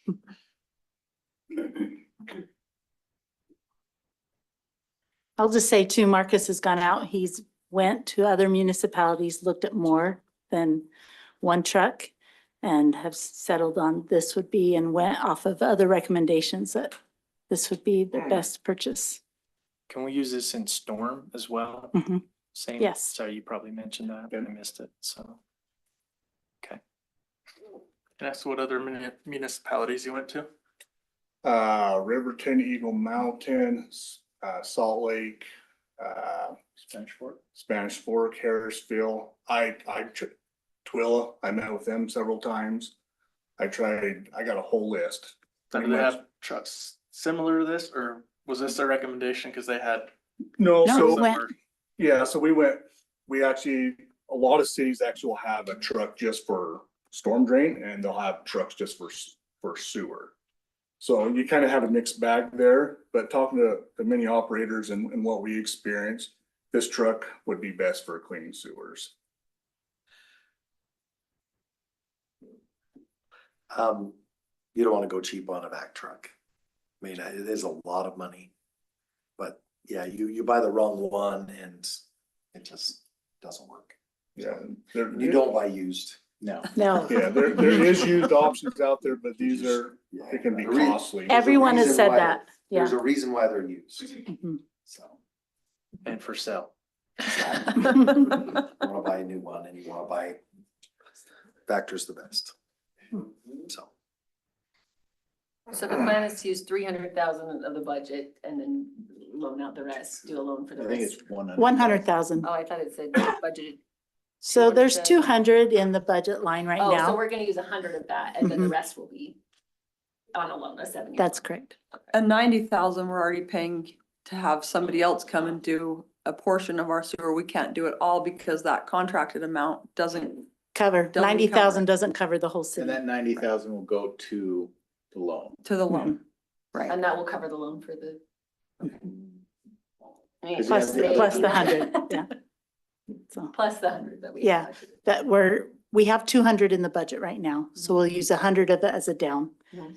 And then we'll have to budget the payment plan. Did I don't include that? I think it's about 110 per year. So in the past, when we've had an issue, like obviously these issues get larger by the second. So, how have we addressed that not having, I mean, obviously we have a piece of equipment that we've been trying to use. Has that worked? And so we're at the behest of how We're at the quickly we mercy. can get another machine. Yeah, and whether rent it's it been to do Twin it. D or Twilla Valley Pumping or whoever, we can get out here as quickly as they can Yeah. come. And all those emergency calls are about $5,000 to $10,000 every time I have to call them to come do that. And that can be just a one-time deal. But this truck will then take care of that. We won't have to. Mhm. I feel like I'm in a man's world here. Ladies truck. Sorry. Any sort of additional insurance, liability insurance that we may need to have or cover by us doing it, that a contractor takes on themselves, that we may not already have in place. We thought about that. What you're saying is by using it, and if we cause a problem by using it. Yes. That's because the contractor would take on that liability if they caused an issue. I'm just curious. We carry so obviously the vehicle would be insured through Grantsville City, and then Grantsville City does have like a general liability insurance policy already in place for the trust that we pay for. That's something, if it did become expensive, would come into play. So it would be covered under that policy that we do already pay for and have in place. I think from a liability standpoint though, and I just need to ask the question, but sucking the bad stuff out actually eliminates the liability, because that's the liability. So I mean, that's where we're doing it. The sludge and Did you look into any other suppliers besides OWN? Like, Yes, yeah, and they, yeah. So we looked at three, Price. I'll let Marcus speak. Yeah, so we spoke with a couple other companies. One truck was pretty close to this price. One was a lot cheaper. By about 80,000, but the truck was smaller. And we're looking at doing a 12-yard truck, so it'd haul more. There's some areas, getting out there and coming back and forth hauling material back does take a little longer. So we're looking at a 12-yard truck. So if you actually put 12-yard on that, it'd actually come up to about the same price. But we did go through, 3 different trucks, manufacturers. And Owen is also on state contract, so. Get the best price. I don't know though. Does the government really pay the best price for things? That's why I asked. The UP3 website and the process that everyone goes through to get those state contracts, they do have to bid those out and they get the best price for whoever submitted. So, in answer to your question. They go through like a bid process Yeah. similar to like we would on a project. The state does something similar to determine a contractor that would be on state contract for the items. So. Or a supplier. Yeah, exactly. This truck it does come with a 5-year warranty on it, the truck itself. Sorry, the vac truck, and then Freightliner will be the truck, and that'll be through Freightliner. But the vac truck itself has a 5-year warranty on it. Bumper to bumper? No, just on the vac equipment. Wow.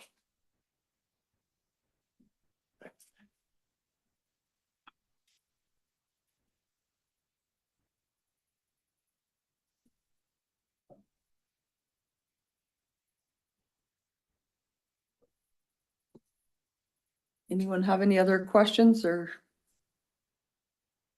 comments? Mayor, I make a motion, we move to approve resolution 2026-23, approving the purchase of a sewer vector truck and authorizing partial funding and financing. We have a motion by Councilmember Thomas. Is there a second? Second. A second by Councilmember Butler. All in favor? Aye. Say nay. I think it's overkill. Okay, roll call. Councilmember Butler. Yay. Thomas, Yay. Williams, Yay. Skinner, Yay. Dalton. Nay. Thank you. Thank you. All right, item number 9, consideration of resolution 2026-21, approving the surplus of a decommissioned police department vehicle presented by Chief Sager. Mayor, council, thank you. I'm looking to offload something, not pick something up. It's come to its depreciation time. We had 2 that came forward. We were able to, mechanic thought we could use one, transfer it to code enforcement because it's a part-time job, and this one was recommended for surplus. So it's been in our fleet since 2018. It's just got under 100,000 miles on it. It has some mechanical issues that Riley didn't think was worth fixing, and time to get what money we can out of it. So that's what we have.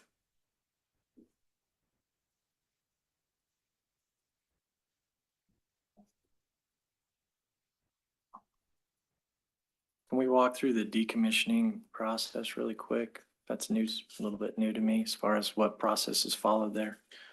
Last year, we presented it in the budget that I would need to looking at these 2. So about a year ago, I was looking at this. And then once we were approved for new vehicles, then we kept these until the new vehicles were up and running. And then we started tearing down all the equipment, the older equipment that either that could be put into the new ones, or that the electrical equipment goes out and you just kind of have to replace. So it kind of goes by each vehicle. Like right now I drive a 2012 truck, and I'll probably be in that forever just because I don't do the wear and tear that patrol does, right? Because this was a patrol vehicle, it's out running around all the time.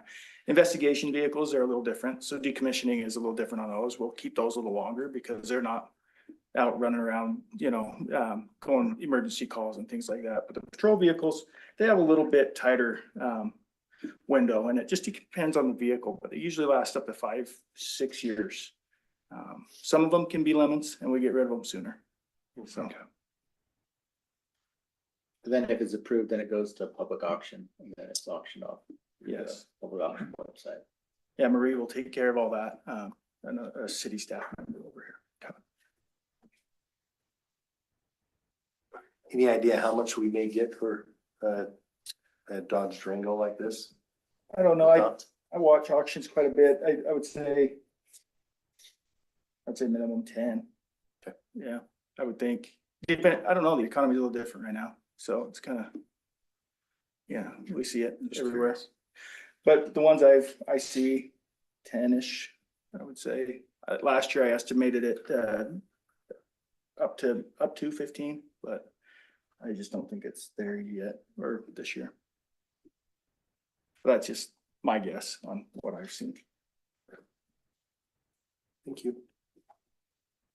Thank you, chief. Thank you. That sounds good. We're actually making some, gonna Yeah. make some money. Let's put this towards the back truck. Goes through. I know. I don't know where it goes. I would hope it goes back to equipment to put into the new ones, but it goes to general fund and wherever it goes from there. Yeah. There you go. We'll try to get back to you, chief.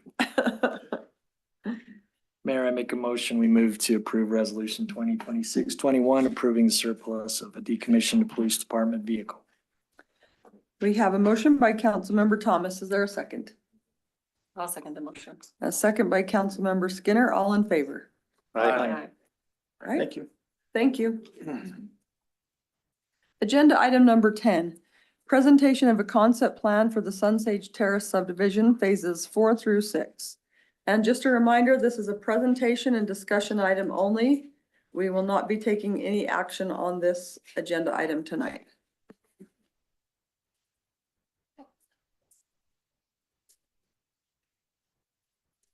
So do we have, you have the concept? Do you have that, Alicia? So, well, this is the only thing. Okay, that's That's pretty it? much what we were looking at doing. I've been working with staff for quite a few months trying to come up with a concept that works here for us. A couple of things that we ran into was on the very far west side, the staff is requiring us to put that main collector road in, and they felt like it wasn't fair to push half of it onto the neighbors, so they were requiring us to put the whole road. And I can't remember, how wide is the road? Yeah, where do you go? Oh, yeah, there. How wide is that road back here? It'd be a 90-foot. It's a 90-foot road. And then Main Street, how wide is Main Street there? 108. 108.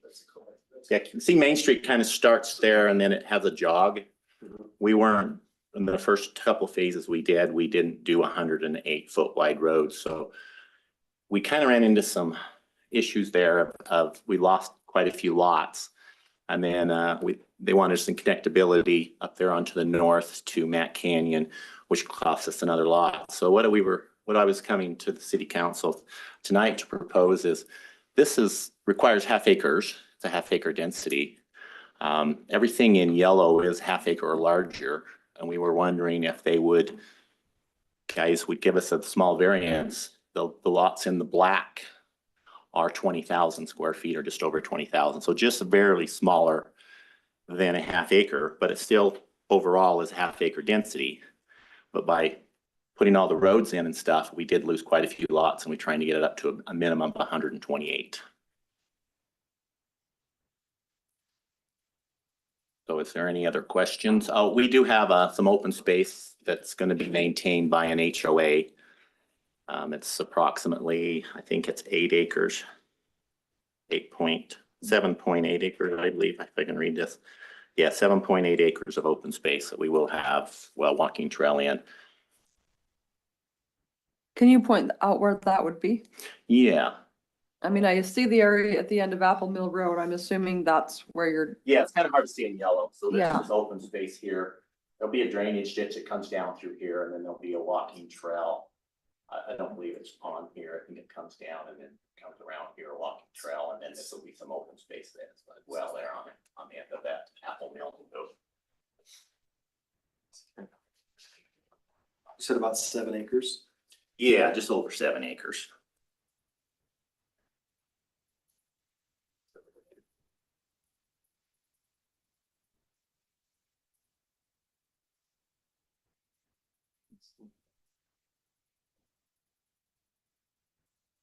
So you're asking for 128 lots. So if we had the road, if you weren't being required to do the road widths, where were your lot numbers before that? 128. So you're just trying to keep the same Yeah, we're number, just trying to keep the but same. put the roads in that are being required. Yeah, the wider roads. Right. We're trying to do that. So there is no increase in density. There is not, no. They would just be a little smaller than the half acre. I think that's required in that zoning. I think at 21,780 square foot. And these would be just like 20,500 square feet. You're talking 1,600 square feet. Yeah. total. Yeah, And this total. road on the left, would that be that Niagara loop? I'm sorry, the left of, Ultimately, yeah, we connect over with the larger network that we're trying to build. That we discussed yesterday. And that is the Niagara loop, though. I'm not asking you. I know you're going, what are you talking? City staff, Niagara, thank you. Arterial. Is that classified as arterial?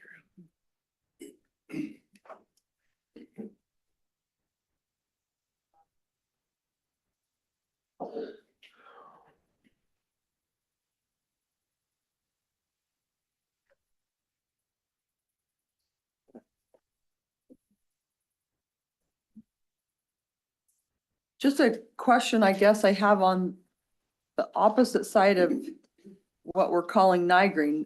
Who is the property owner there and why is it being pushed onto his side? No, it's being posted on his, yeah. That's what I mean. Yeah. Yeah, I can speak to that. So Matt Canyon borders the next development up. That's the Matt Canyon Development. Okay. Not so imaginatively named Matt Canyon Development. This is that road of existing homes that moves to the south from off of Matt Canyon. Taylor Road. I think it's Taylor Road, yeah. So these are those homes on that. So there are existing homes that will border this. Correct. Oh, There- I then think that's there's why we're 6 or pushing 8 this over. homes. That's right. Okay. So it has to be, unless we wanted to go in and condemn everyone's backyards up there, which is, Not popular. it's not popular. It's possible, but not popular. That's a good way to put it. I'm for it. Unless you get your 128 units, Yeah. right? Yeah. Okay, I understand. Larry's been good to work with. I just wanted to comment on that. He's been responsive to staff's concerns and requests as we've worked together to modify this into something that is equally frustrating, equally desirable, equally beneficial for everybody. And it's been an iterative process as we've worked through. He's got a few phases of the development that he's already installed, as indicated, but as we look forward to finishing these ones out, this is what his request is. Staff does have a concern in that if we do allow for a relaxed application of this, it would probably need to be put into a master development agreement that would do a couple of things for us. It would lock in his entitlements and make sure that this layout is guaranteed and not subject to future changes in the ordinance, but it would also allow him to have the flexibility to come in under the required minimum square footage for the zone, which is exactly 1/2 acre. So the 21,007, whatever. Again, it doesn't need to be a big science project that way, but it would be something that we would need to do in order to provide that flexibility from the strict requirements of the code. For lots 319, 320, and 321, are those already built? Just off of Apple Mill Road, right of that cul-de-sac? Everything outside of the blue Bottom line, three. the darker blue line. 319. Yeah, the bottom of that cul-de-sac, right to your left, down, no, down, The south of yeah. the, right there. These, No, the 3 to your left. in the These yellow, here? Yeah, okay, no, they're not built. They'll be part of phase 3, which has been approved. We're just working with staff to get the construction drawings finalized and get started on those. But that phase 3 had been approved a year ago. I think it was brought up in planning commission too, if we're gonna make these lots to the north smaller, is there any way we can make those 3 lots smaller to get, so there's not that jut in Main Street? Is that something you'd be willing to do or no? I mean, I'd be willing to do it if it didn't delay my start date on when I could start on this phase, because we're pretty close to having everything ready to where we can start turning dirt and going along. I mean, I think it would be nice. I know it's, staff has asked if we would straighten the road out, and I think if we could work with them, if they didn't hold up our phase 3 approval, I mean, I don't think it's a big deal for us just to draw a straight line across the construction The hard drawings. one's gonna be this one that is just off of that one there. Yeah. Because that's already sold. So, I mean, we could do something to make it a little bit less of an abrupt shift here, but it doesn't really get us a whole lot. This is a 33-foot cross section here. That's what that number is. You can't see it. How big are those lots there, Bill? Or they're bigger than a half acre, Yeah, aren't these they? are 22,000. That's 21. So this is just over. This is just over. So it's a little bigger because it's got this over here, but yeah. We would like it just for aesthetics, but as far as the flow and function of the road, we're not gonna be gaining that much additional capacity out of those 3 lots to make it worth a big fight over. But we could smooth that out. It would smooth it out and maybe look aesthetically more pleasing, but we could also push that little dogleg over to the west just a little bit more so that smooths it out on the property that is not involved with the phase 3. Because we have the open space there that we could maybe take that, smooth that dog leg out into that as Yeah, well. if necessary, that's something we could look at there.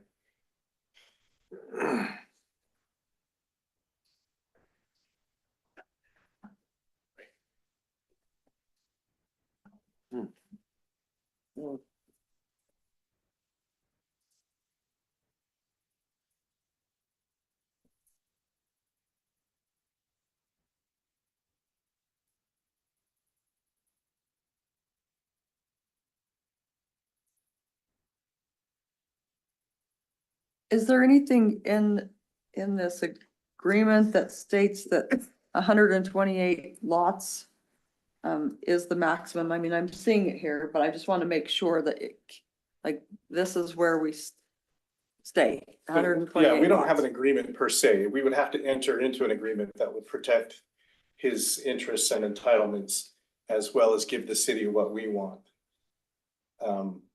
That's typically how this kind of thing is done, and you get a little bit of a relaxed maximum or minimum square footage rather on those lots, so that they come in and the number of units is what is protected, not necessarily the square footage of each one. Right. So. And I'm not sure how the math works out, but it's approximately, if I can read this, 80, that's up there in the corner, it gives you that's 92.57 acres. And I'm not sure exactly how the math would work out on if that was half acre lots. I think I did some napkin math and it was about 132, but you have to take in the roads and stuff. So we're only asking for 128.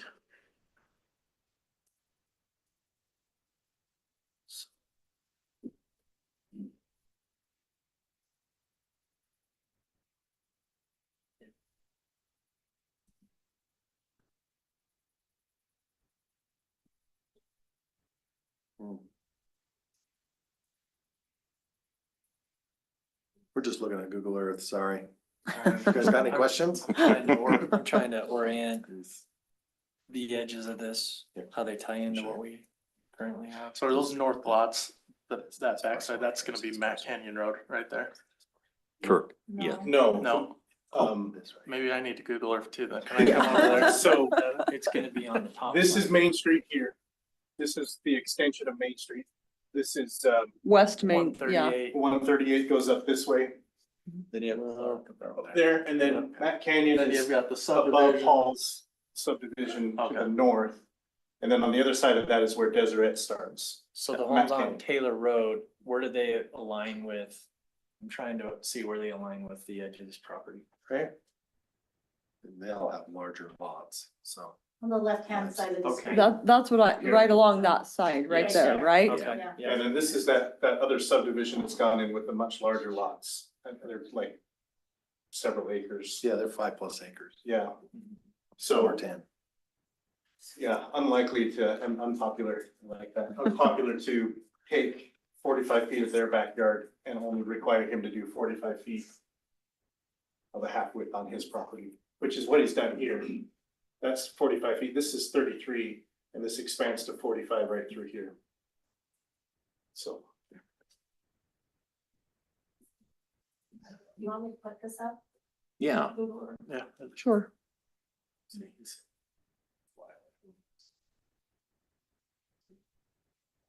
And a little more to the west, if you would, please. Yeah. Yeah, so that road's Yeah, gonna the abut road's those there. properties there.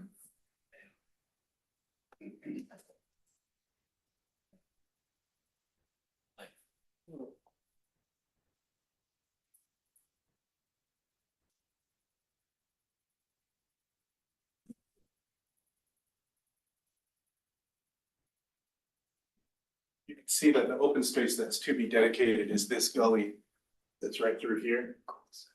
So that would be where that open space dedication would be. Those a little bit down through here, and then Main Street, you can see we come over this way and yeah.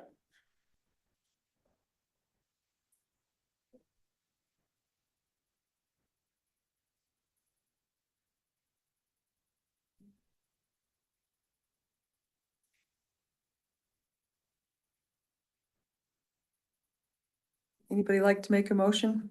Anybody This have isn't- any this other is questions? discussion. Oh, I'm sorry. You're right. Could I I'm the one just- that said it. We'll take a motion. Yeah. Yeah. Could I just give, just the other council members, who may not have been here when you were in last, you brought forth a plan previously that had more density, right? Plenty of open spaces, parks, and, at the request of the citizens, the neighbors, and even the city council, we directed you to just go with the half-acre lots and just build what you had.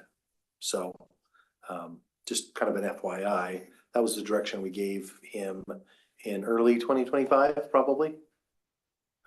Maybe late 2024, Yeah, it's something like that. been going on for quite a while. Yeah. And Derek, you were involved with planning and zoning, with all that, and I think planning and zoning was pretty much on the same page, with city council, so.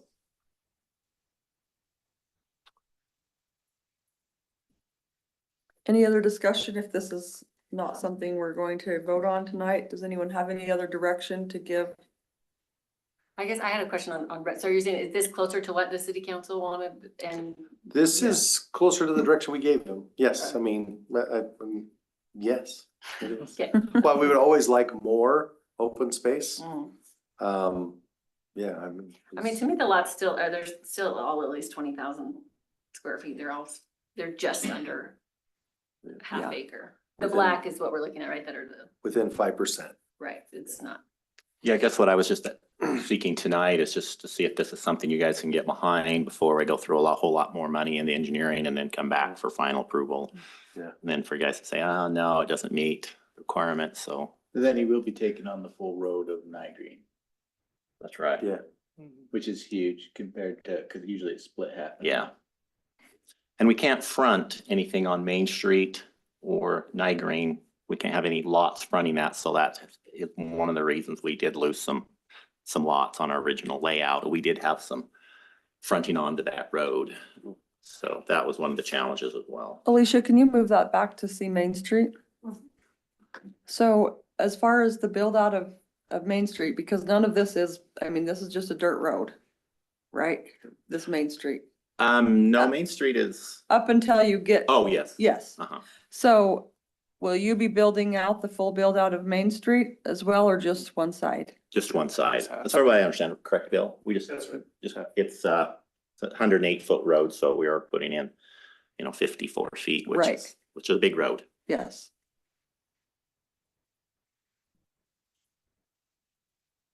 But the full width of the Night Green Street. Yes. What's between lot 511 and 12? Where's that? Oh, that is an access road to get to Matt Canyon. Okay. Staff had thought we should have a road halfway through, so it's not, I think Bill's words were, it'll be a racetrack. Yeah. If, you don't have connectability, people get going too fast. So that, and. So you that- won't be responsible for any of Matt Canyon Road. So Matt Canyon Road is not directly behind these lots, is that correct? that is correct. It's a ways Mhm. further. Yeah, there'll be houses from Matt Canyon that Right. border up against those. Yeah.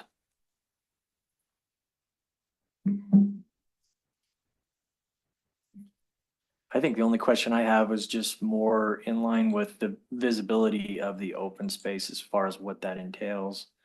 I know one of the main desires, I'll speak for myself, regarding new developments is ensuring that we have trail systems that are interconnecting. I know that is one big request from residents is one, so I'm sure it's a selling point for new residents is having a space to be able to walk and trying to have some interconnectivity from one subdivision or development to another would be also of interest. And so maybe just being able to visually see what that is, because this is new to me. It's not new to some of the other members of council, but just being able to see what that would be and entail that. And I don't see anything here. I mean, I know this is conceptual, but what would that look like? Or Yes, that's a good question. We did have a trail system on the concept that we were working with staff on. Okay. So there is a trail, and I think it comes through those yellow down there and then around and up through the open space, but we can, we'll put a trail system in. I know that is something that staff has recommended we do. I think city council 2 years ago had requested a trail and we had incorporated that in there, but we just didn't put it on this concept. And so there will be a trail system in there. Okay. And that will go to Night Green, along Night Green? No, it won't go over to Niagara. It'll come, well, I think if I remember, Bill, didn't it come down through here, I believe? Was it here? I think it came down through here like this and then it down into this open space and then over like that. It's how I thought we had it, right? Or do you remember? Yeah, so he did have an iteration where he had trail network kind of going through the middle of lots. I think in our last revision, we asked, you can imagine a 10-foot wide thing between these lots right here and it's kind of a vandalism alley or whatever. So we asked him to put the trail system through here, I know, and then I think that was the extent of it. It probably came through here and then up to this street.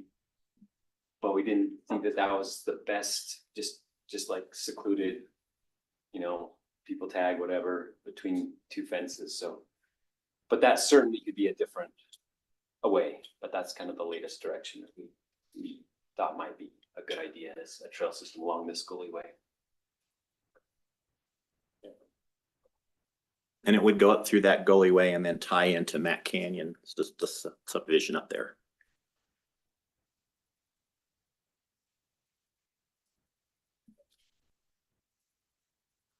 Just so you guys know, the distance between the far north side of his property and Matt Canyon is 1,300 feet. Those quite a ways. Yeah, that is more than I expected.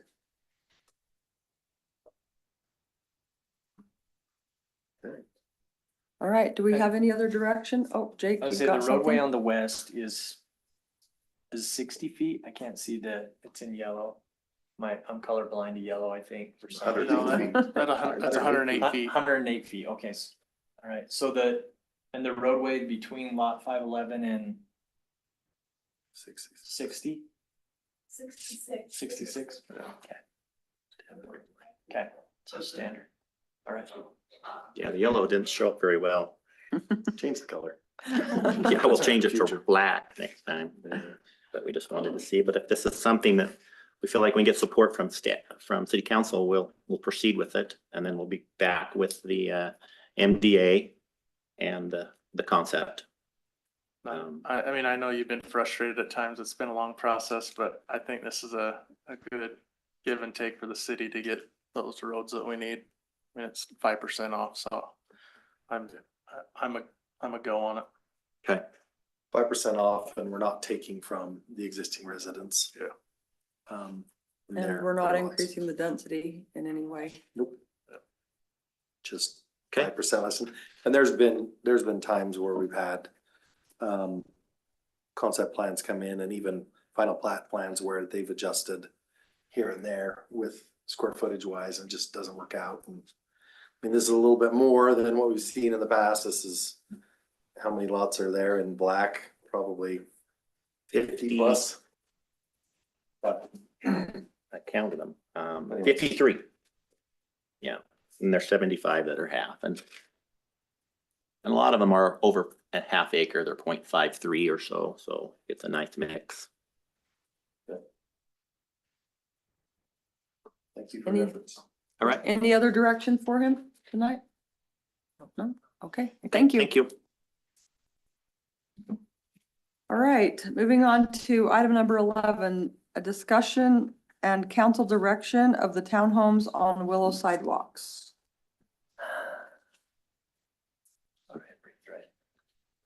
Before we turn the time over to Barry, I just wanted to, who's gonna do the bulk of that? I just wanted to say that Sean has been very patient working with us, trying to, I mean, this is his project, it's being held up, and we've tried to get answers for him and work with him. We've met with him out on site several times, and he's been very gracious about working with staff and with property owners, trying to get to a good resolution on this. Just wanted to say publicly, thank you to Sean for being willing to work with us on these things and being patient as we try to figure these things out. So just wanted to make that comment and then let Barry take it over. Do you wanna say anything? No, go for it, I'll say it afterwards. Anything you miss, I doubt you will.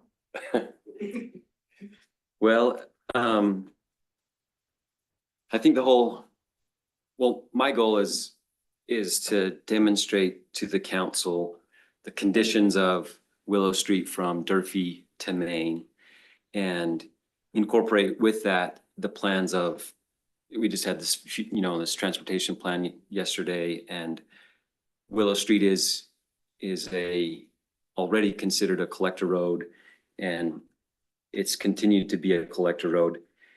And so with this development, sorry, I'm just so I can keep track of my own thoughts here. Just gonna log in. And so there's been a lot of discussion about what the right of way is and what it should be in the future, and is it all gonna work together? There's a memo in here about, originally we had questions about, can this sidewalk in particular be in a different location, because there are 3 residents south of this project that their front yards are being impacted. They've put in their grass and some landscaping rocks, and we just wanted to confirm that where the sidewalk is planned to be is in the correct location, and we have verified that. There's also discussion about, do we need the park strip and what kind of curb and gutter and a bunch of things. And so one thing that I just want to point out is the townhomes on Willow is a planned unit development, and there are certain conditions that were placed on the development as part of the approval. And one of those conditions is specifically written that the sidewalk should be at the west boundary of the right of way and some other things. So when it was asked of me if we could make a change, I discovered these things, and frankly, I said, I can't bypass what the conditions of the city council were put on the project and do something different without, unless it was deemed, some minor change. And so that's one question, I guess. But so there's benefits of having the sidewalk be where it is, separated from the curb and gutter. There's a multiple number of reasons why, and I don't know if it's detailed in this memo. I don't know if you've read through it, if you have any questions about that, but so there are benefits. There are, safety reasons to consider that with where the lane configuration is anticipated to be in the future, and the sidewalks and the proximity of the school plus all these townhomes comes into play in this situation where we really need to think about pedestrians in this area versus vehicles. And so there is a benefit of separation. There's a benefit of a high back curb for, you know, just alerting an errant driver before they might get into a sidewalk. There's a lot of things that are being considered here, I guess, but mainly I wanted to point out that I felt like I couldn't make a decision about where the sidewalk or curb and gutter could go because it was specifically outlined in a resolution. So that's in here. The next thing that was kind of just to explore ideas was, well, can we make it a different kind of curb and gutter and leave the sidewalk where it needs to be, so that, you know, maybe there's some grading, some elevation challenges with the just sloping the road how it should be done, and then where people's driveways are at. So I looked at that, and there is a minimal elevation gain to doing a modified curb and gutter, but you give up a bunch of capacity and conveyance of stormwater. That's, if you want to go down, keep going, and we can go back to some of these things. So I highlighted there where this was a memo that talked about, you know, put the sidewalk, curb and gutter aligned on the west right-of-way line. So I didn't feel like I could bypass that language. Keep going down, and this was just more of the resolution that was made when this was approved. It talks about the sidewalk. If you keep going down, this is just hydraulic analysis of a different kind of a curb. So that was the modified type. And if you keep going down, that's the traditional standard, city standard curb and gutter. So I did some hydraulic analysis here. If you keep going down, I can't remember the number off the top of my head, but this is the modified number. It can flow 5.6 CFS at its fullest, you know, when the water level is at the top of the curb, versus if you keep going down. So 5.6 versus, keep going to the next page, keep going, 10.75 right there. So it's a trade-off. If you go to this modified curb, you're giving up some capacity to, say, convey minor and significant storm events that may run in the street in the future. So these are just engineering background information, and questions that came up. What can we do? Can we do something different? You know, because we are kind of, unfortunately, when the subdivision that these 3 lots that are south of this development were put in, you know, they didn't do the curb and gutter and stuff at that time. And so then people build their driveways to what the street is. And so they kind of sit low, where if you put in a curb and gutter, they would have been a little higher. So, and then it just, you know, that's just kind of the natural thing. And so there just are some grade challenges at the back of the sidewalk that need to be, I mean, they're part of the consideration and part of the questions. And then just more explanation of what's next in these documents is just a futuristic look of what Willow Street would be if we, you know, consider it to be a collector street, which is a minor collector here with 3 lanes, one in each direction with this center turn lane that, you know, then intersections could be configured differently. But so here at this, in the top, you can see, maybe it isn't clear to you, but it's currently a 60-foot right of way. When the townhomes on Willow development came in, the standard road section calls for a 66-foot right of way. So that's 33 feet on their half of the road, right? So there's a 3-foot difference between the existing 30-foot half width and the 33-foot half width, which is our current standard. So here in the green, you can see where the sidewalk is planned to jog and the park strip widened by 3 feet. That's the current plan, and that's what's been approved. These are approved construction drawings. And yeah, if you go kind of at the bottom, there would need to be a transition back to the 60-foot right of way or the 30-foot half width. And where that development particularly did that is in the park strip. You went from 6.5 feet to 3.5 feet. And so this plan, this concept here shows the road, futuristic road within the 60-foot right of way. And again, it's a lane in each direction with a potential center turn lane. There's only a 2-foot shoulder before you get to the curb and gutter, and then only a 3.5-foot park strip with a 5-foot sidewalk. But it's doable in plan view. There's also, you know, things to consider, grades and stuff like that. So,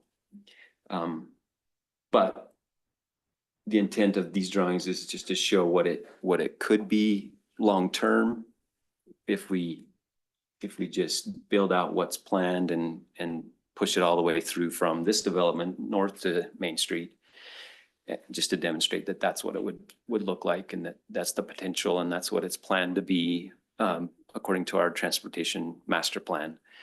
Just a lane in each direction with a potential, you know, left turn lane, so that, you know, you don't get the queuing and the backup for the through lanes. So there's a lot of questions that have been asked about this, and these are just some things that have been brought up, and my analysis of the situation and what the benefits and trade-offs may be. I don't know if I need to say any more, but other than you can see, if you go to this bottom sheet and then maybe the next sheet, I am showing a 25-foot, which is the zoning regulation here, 25-foot front yard setback, and you can see that most of the houses are placed right at that line. And so if we were to go in here and widen out Willow Street to get something wider, you know, we're really kind of shrinking up people's front yards quite a bit. And then, you know, we're maybe in that situation where we're eminent domaining these properties. Back to the unpopular thing. Back to the unpopular thing. So That move is too narrow.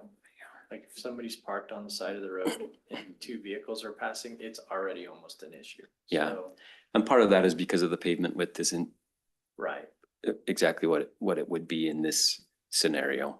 The pavement width's only 30 feet. But you also have Right now, people parking on the street. That's the other part. That's Maybe even less, you know, in places. So I think the outcome to this is, or I think where the townhomes on Willow development wants solid direction is he putting in the curb and gutter where it needs to go? What kind of curb and gutter is it? Is the sidewalk going per the plan? Because, you know, there's been some questions is, you know, can we do something different? What are the options? And so, you know, he's getting to the point where once school gets out, this road is going to be completed and done. And we're trying to wait till then just to avoid all the traffic of the elementary school on this road. And so, And the other one was his setback, whether it goes 6 feet for the 3 feet. yeah, so if I mean, you can see here that if the majority of the road is 60 feet, you know, for his development, the standard at the time was a 33-foot half width. So the park strip got wider. So if the rest of the street isn't going to be that way, do we want his portion of the street to have that wider park strip? So that's the other question. And, you know, there are benefits to that, perceived and real, of separation of, you know, pedestrians, but that goes away once you get south of this project anyways, before you get to Durfee. And so it doesn't offer any more parking. It doesn't, you know, do anything for the drainage. It's just more park space or park strip space where, you know, plantings and signage and things like that are placed, snow storage, other considerations. But yeah, that's another question. What was the curb and gutter approved? The Was it the 6-inch high back, or Yes. was it a cat? Okay. So Nope. wasn't pushed. No. not Just the that. standard. Catch. This one? Correct, that one.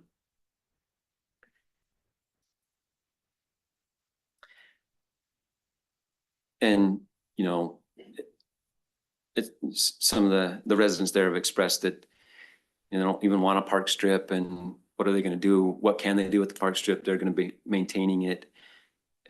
Some of those things. And so those are real, you know, in any case, for any resident on the street, that's a consideration of 3.5 feet. What do you do with that?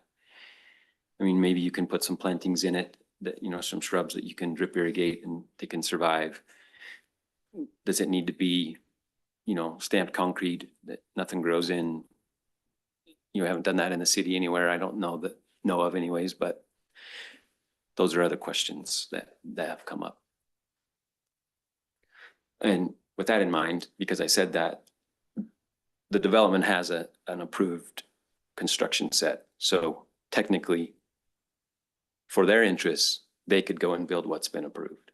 But he's been good enough to consider the residents and just what's good for the city and is it cohesive and those things. So kudos to Sean for bringing up this and being able to hear the voice of residents and just bringing up these concerns to make sure that they're not, you know, he could just go get in there and plow through it and be done and whatever.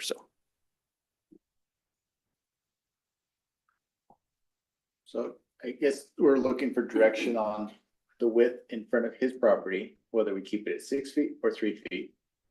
Whether we change the high back curb to a rollback curb or keep it as is, and whether we adjust the sidewalk at all or keep that as is.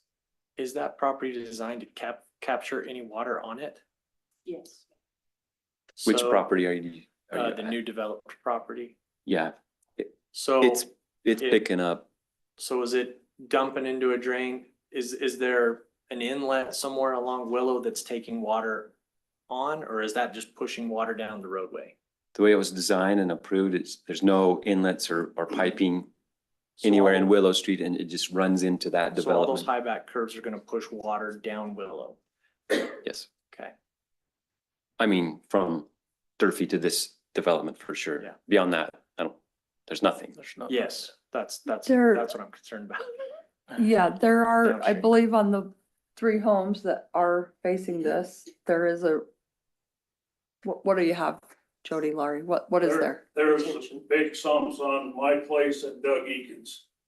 In the ground there that when the father-in-law built that, the city made him put in 2 great big sumps. So They're like the ground 5,000 swells. No, they're Oh, they're a big concrete, sum. 20 feet They're deep. below grade. But it is a swell system and, you know, when a development, I haven't looked at the background on that, but typically when those are put in, they're sized for their development only, really.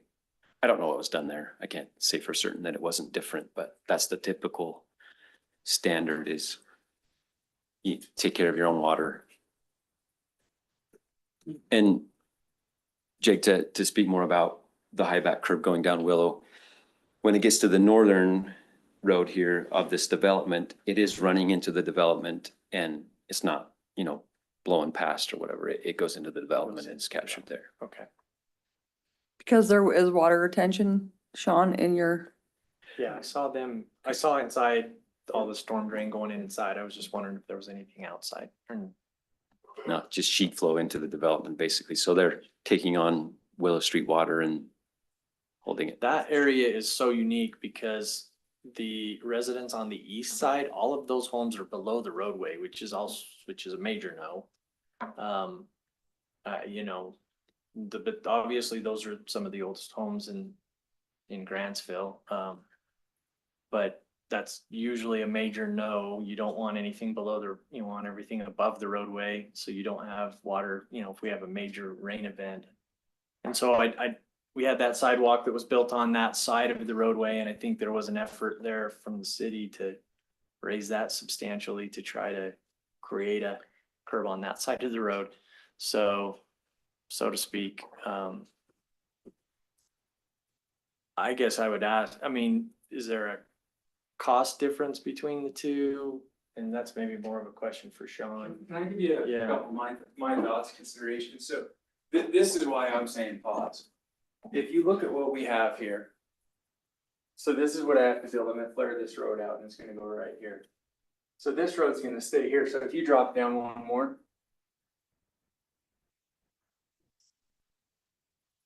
If it helps, I can plug in and just drive on a CAD map. So this right here needs to be considered. Are you really gonna design this road so that those front yards are 15 feet?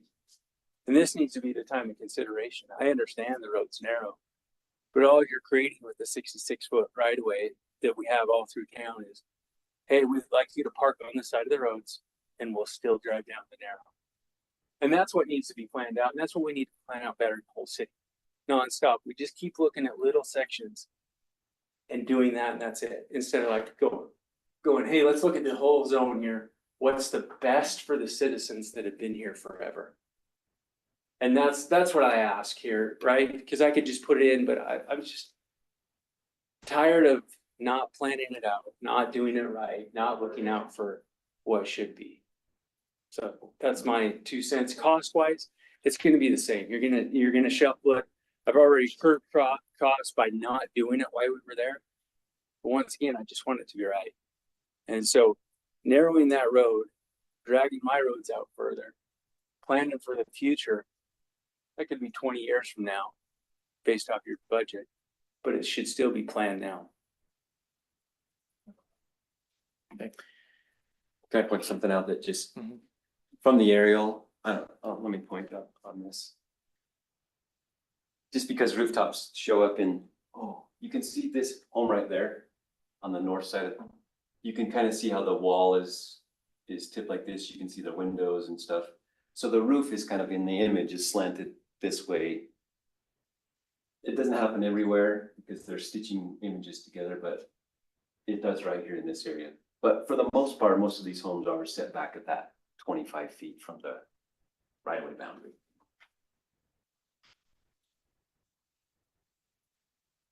I mean, I walked this road with Sean, looked at everything and measured, and I mean, if you do the full width that we're making Sean do on that south end all the way through, neighbors are literally walking out of their house and there's the curb and gutter and then the road on some of these properties. And so it doesn't make sense to me to have it narrow on one end and then flare out to this giant road on the south end. And then the elevation with the sidewalks and what the 3 houses on that side are gonna have to deal with. I think the narrow road so they can blend it in better would be the better route to go on this.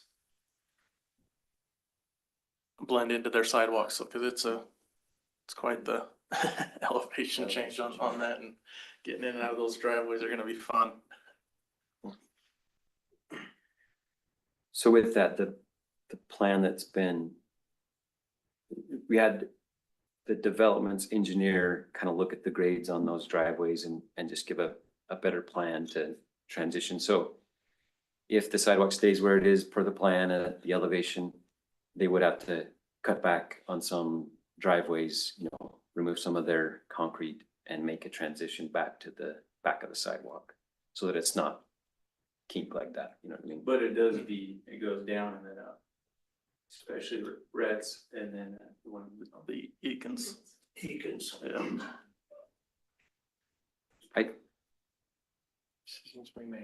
Are you sure this goes back down? Yeah. I They thought- surveyed it and they put their measurements. At Reds, it was like 1 point something. Yeah. And then about in the middle is about 6/10.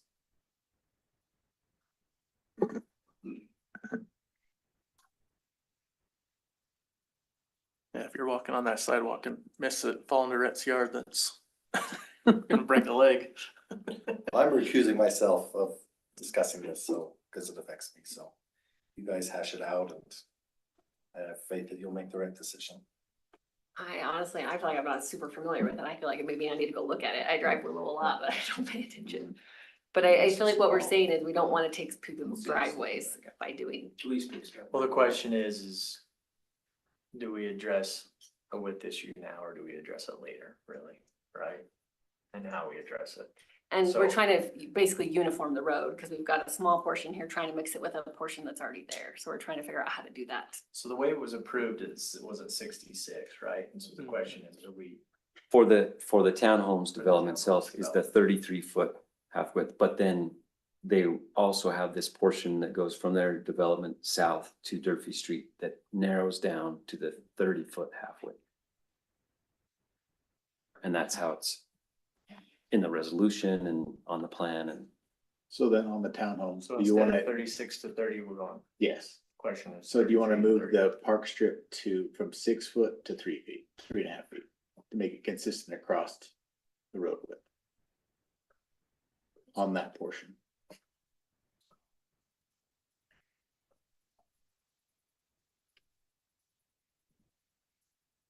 I think we shorten it. The park strips that you're saying. Yeah, I mean, And the roadway, to be honest, like, I don't know. well, we do have some residents in here. I kind of defer to the park strip question, probably would be more of what it seems like shortening would solve. Would be better. Well, the only place that it would shorten would be in the townhomes frontage. It's Right. already shortened in There, everywhere In else. front. Yeah. It would already be the 3.5 feet everywhere else. So the question of shortening the park strip doesn't affect any existing residents. It's the townhome development frontage. How it's gonna align with what. Yeah. You know. And then Just to be clear. and then that, whether we wanna change the curb to the rollback curb, which again, that increases the city's risk, and that's why we're here to council, because any risk that we increase, council has to make that decision. And again, they have the sumps, the different things to collect the water in those areas. Do we wanna do the rollback curb for those in front of their houses? Cause that way they can get in and out a lot easier for them, as opposed to the high back curb. Do we need the park strip though at all? Like, what's The what's park the strip, point you of the usually park strip? put your mailboxes and your meters. You can imagine you gotta get up from pavement grade to sidewalk grade. And are you just gonna drive over a 6-inch curb every time you get in? So you need the park strip distance to ramp up to get to the sidewalk elevation. In any case, so we looked at that as well. Can we just put the sidewalk over against the curb and gutter, but then you gotta bounce it back? So you have that ramping distance through the park strip to get up to sidewalk level and where you can keep your water in your roadway. Cause otherwise, water comes down Willow Street and it goes into private property. Now, that's the liability that we're talking about. So we need the sidewalk to stay high or the curb to stay high to keep the water from the street, in the street. So the park strip offers that ramping, makes it traversable to get in the driveway. If you do a mountable curb, a modified, you're still gonna have this 4-inch bump instead of a 6-inch bump. I would argue that the ramp is a better driveway than the mountable curb. And Okay, well, I mean, maybe people can go and drive this. Maybe I'm looking at it wrong. So do we need the 60-foot? Do we need that road to be 60 foot when the north end's 45 in some places, 53 in some? Like, why can't we just be consistent the whole way and then reclassify this not as a arterial road? Cause So, sorry, I don't mean to cut you off, but I just wanted to, it is 60 feet everywhere. it's not at the north end. It It's like is. 45. No, it's 60. I mean, I can plug in my computer and we can look at maps and, I mean, if You're you, talking about two different things. You're talking right away yeah, and you're talking what's physical there. You guys need to look at what's physically Yeah, there. that's what I'm saying. The Very physical, the road, it should be, talking about right away. yeah, I'm saying the physical road should be consistent from north to south. yeah, And then if we did change the right of way and the physical road, then obviously we would adjust the road width at that mouth when we redid that portion of the road. Yeah. And widen it to our current right of way. But- So right now, you're right, it is very narrow right there. But if we did redo the road there within our Are right you of talking about way, on the north end? or yes, on the No, north. I know, but I'm saying that's never gonna happen, and if it does, it's gonna be a long ways away. I just think that road just 45 feet or whatever it is now, just consistent the whole way. If So- you're gonna widen it, and we're talking about the kids from the townhomes or whatever, all that is asking for higher speeds, faster Can I plug cars. We're having some issues last night. Please feel free to try. So so, if you do, then you have to go take these people on the north ends, their front yards, and like I said, you literally walk out and you're on the sidewalk. I think that's misleading because that's not true. We wouldn't widen the right of way anywhere.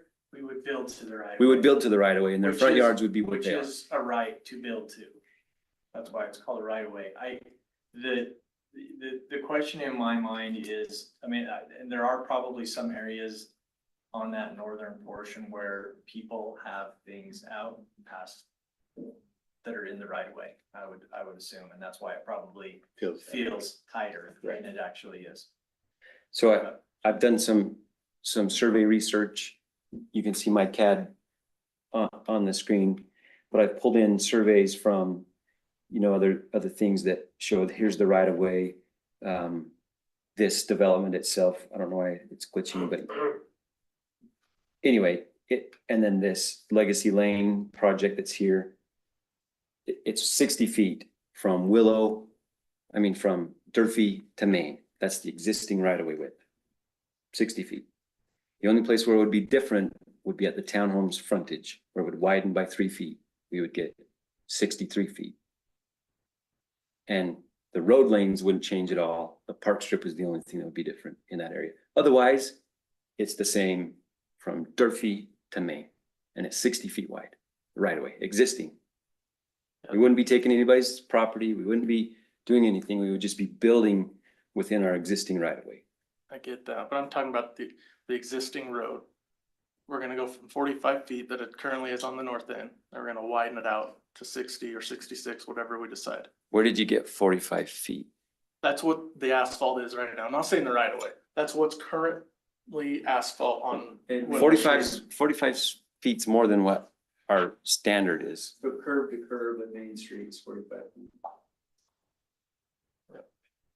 Up here. Because the Willow Yeah. Apartments, they jog in, make it a little smaller. It's hard to see where this, and I don't have a survey on it, but I think that's maybe a misleading dimension. I get that maybe there's some curbs here, and I don't know what they are, to be honest, but our curb to curb, what our standard would be and what we would build here is 38 feet of asphalt plus curb and gutter. All the way through. And that wouldn't change whether it gets to the townhomes or not. It would be 38 feet the whole way. The only thing that would be different is the park strip. We would just fit this 3-lane collector road, which is on our transportation master plan. And it may not be 20 years. I don't know when it was, but it's on that list of improvement projects. I don't remember where it was, what years, but anyway, it's in there.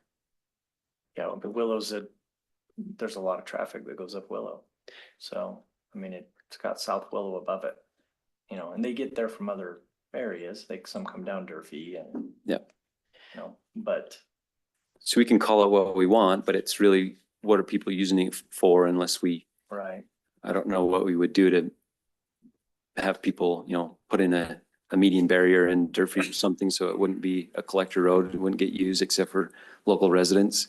I mean, those are things that can be done, but that's not what our planning suggests or recommends. And I mean, not that we can't change, right? But this drawing and what was presented as far as the drawing goes is just to demonstrate what the futuristic, whether it's 20 years away or 10 or 15 or whatever it is, this is what could fit in the current right of way. And it would match the transportation master plan that we have, that you guys saw yesterday. With a lane in each direction and a center turn lane. But you're right, Derek, you could give up that right of way and keep the road and narrow it down to Yeah. what it looks right now. But that would be a council choice that they do that to that road. That's what I'm saying. That's narrow down the road. That'd be my recommendation. And I think So- staff's recommendation is to keep the width and the right of way as is. As long as you're, pardon. Sorry, go ahead. No, as long as you're aware that if you narrow it, now you can't fit a lane in each direction with the center turn lane. You're only gonna have a lane in each direction. Then we're gonna have to find another alternative collector. Yeah, and I think that's the route that we go, find a different north-south And that's collector. another cost to add to what that would be, and then the build cost of doing that. Yeah, see, I don't I don't agree with that. I think it needs to have an opportunity for a turn lane. So, and we already have that issue on Durfee. So. You know, Durfee should follow the same. I mean, if you have somebody that's trying to make a left turn there, everybody's in line that's wanting to turn right but can't turn right. So, and vice versa. So, At this intersection under? yes. Okay. So yeah, So you'd have it. turning onto Main Street, I'm saying. So, From Willow to Main. yeah, so my recommendation would be the same as staff's, is to ensure that it stays that way. Would you want the 3 feet extra during the townhomes, or would you like that to go be the 60 feet all the way down?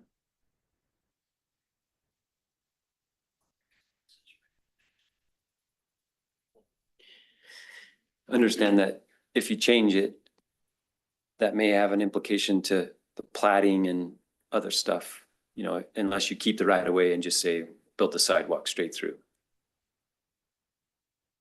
Because the plat's prepared, it's not recorded, doesn't need to come back for approvals if you change the plat.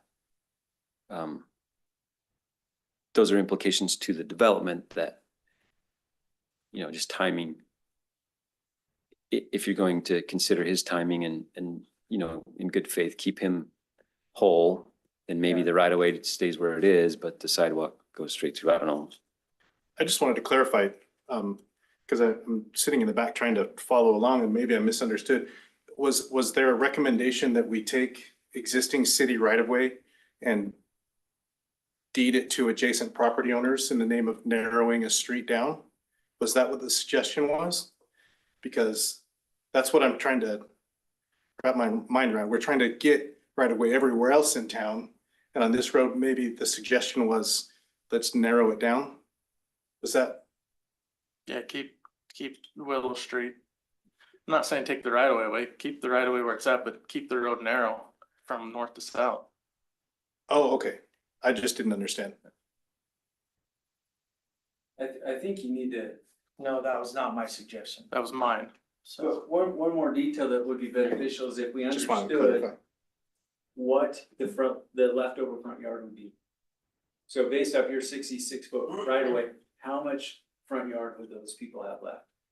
So I don't think the intention is take any of their front yards. But it will. You would though. Why? But Because that's what they you're think saying, right in now 20 it's years, theirs. we're gonna widen this road and But we wouldn't take any of their property. You'd have to.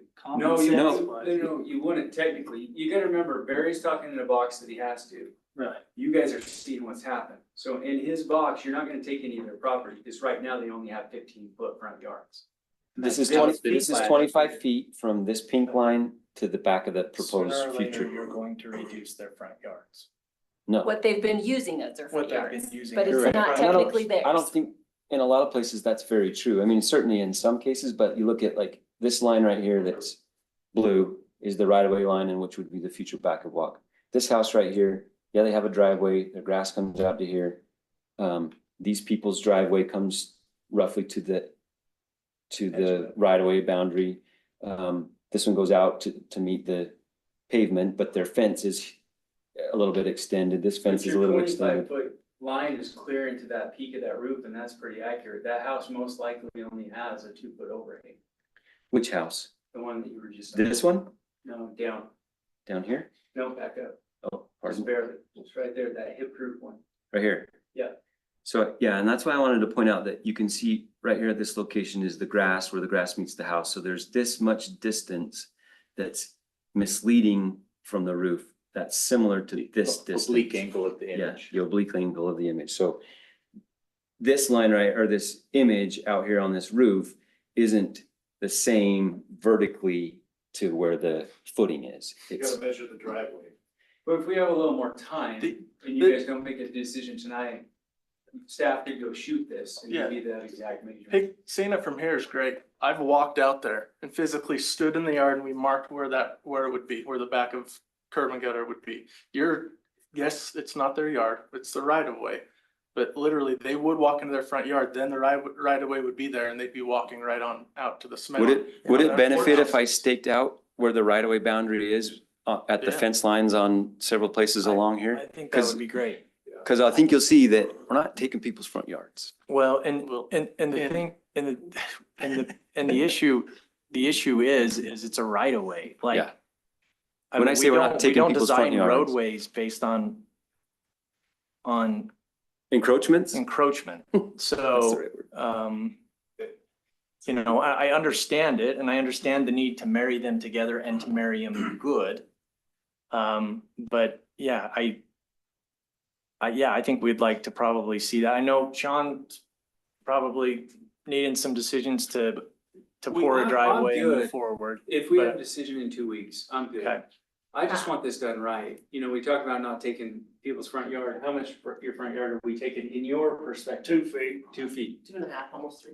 They think that's theirs. The right of way is back there. Barry showed them where they signed and gave that away. Originally it was. Our world of us that understand this is different than everyone else's world. And we've got to start looking at that. And we've got to start helping them understand what's about to happen. If everyone on Willow Street knew what was about to happen, this room would be clear full.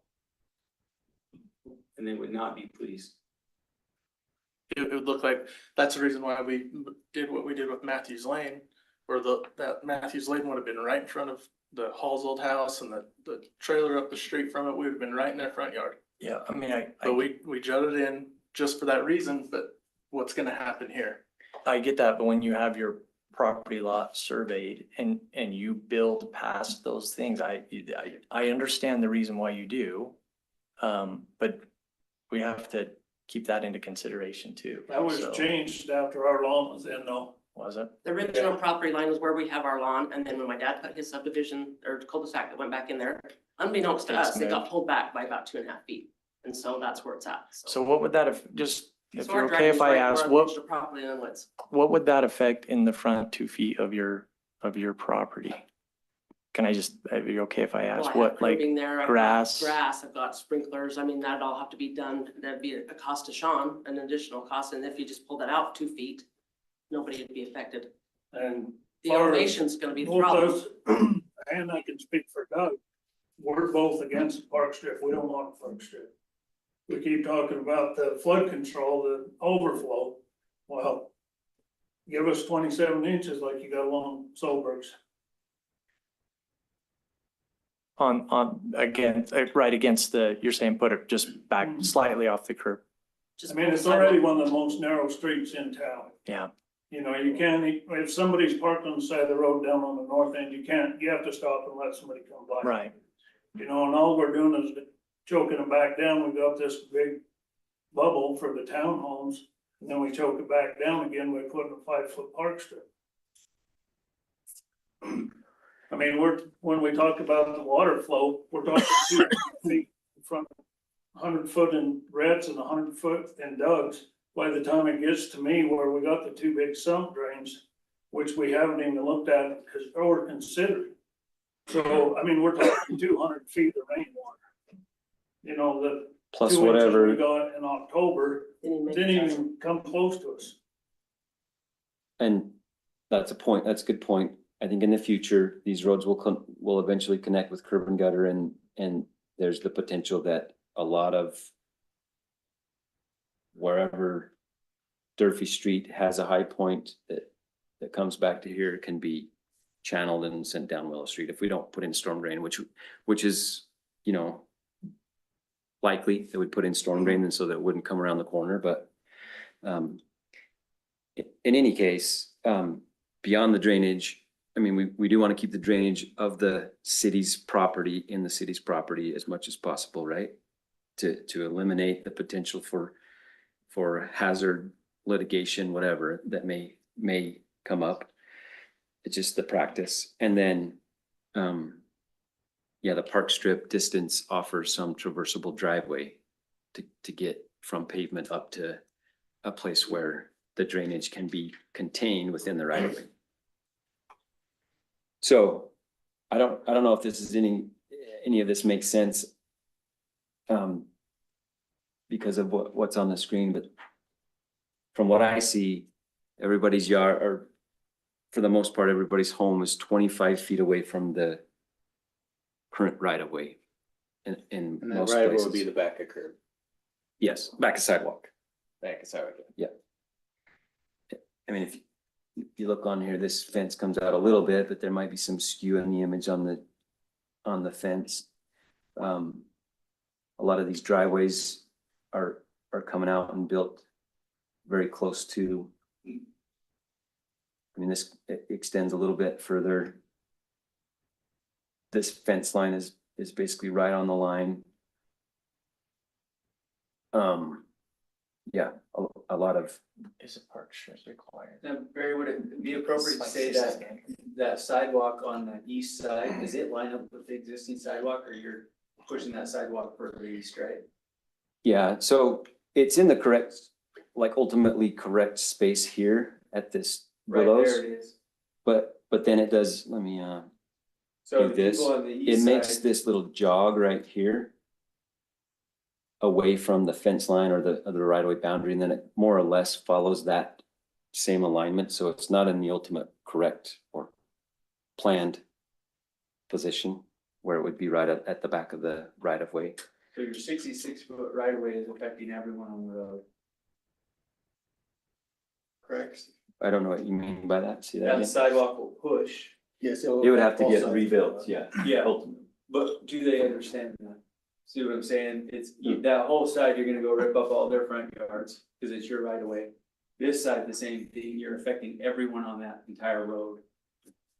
And I don't think everyone understands that. Well, we're not doing this tomorrow, and there's certainly some public, when we do these kind of projects, there's some public outreach and information sharing and those kinds of things, public involvement that would take place, obviously, but.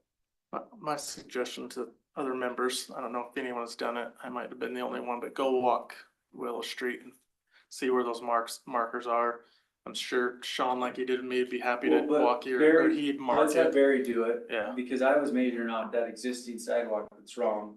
And so they're gonna move, it looks like they're gonna move about 3 or 4 feet where you and I were. But once Barry does it, then you'll know exactly what you're up against. I think to be able to make a decision, I need to see that and have some conversations regarding with some of the residents there. Okay. I know we're talking a time that needs, timeframe that needs to probably move pretty quickly. I think we can accommodate that. Realistically, if I can start in the road after school's out, that's what we agreed to at pre-con. So obviously there's some paperwork that needs to be done there. As long as all that can be done, we can get into the road come when we get out of school Memorial Day, June 1st. I think that's totally reasonable. And we could put this on the next council meeting and try to get it addressed if council wants to come look or whatever. Like what questions exactly are you wanting so we can prep that, send it to you off in an email to kind of give you an idea of what's going on with this and answer those questions. I think the biggest thing is how is this affecting the citizens? How much are we taking of lots? How much are we taking of things that are already there? Now, I know what we're saying. We own the right of way, but how much are we going to be disrupting them, affecting them? And That's for what us, and for us, I mean, and the 2.5 feet or whatever is not as big a deal as the elevation. I mean, I just don't know. I just can't physically wrap my head around how we're gonna get into the driveway without having to have the same situation as on the east side where those people have to go in there, over across the sidewalk and drop back down into the driveway. It's a mess. Yeah, so that's it, like how. I think that's the biggest thing, that seeing it in person and walking it is what that shows you. I don't know is- if these kind of numbers would make any sense, but this is the Erickson's driveway right here on the screen. So can I just ask while we look at this, does this fix that? Not really. The difference is 2 inches. Okay. Lessens the incline, just, it's still an incline. So this is You can't drop not, the this is, elevation you can't drop the elevation from the road down to the. so this is not a solution.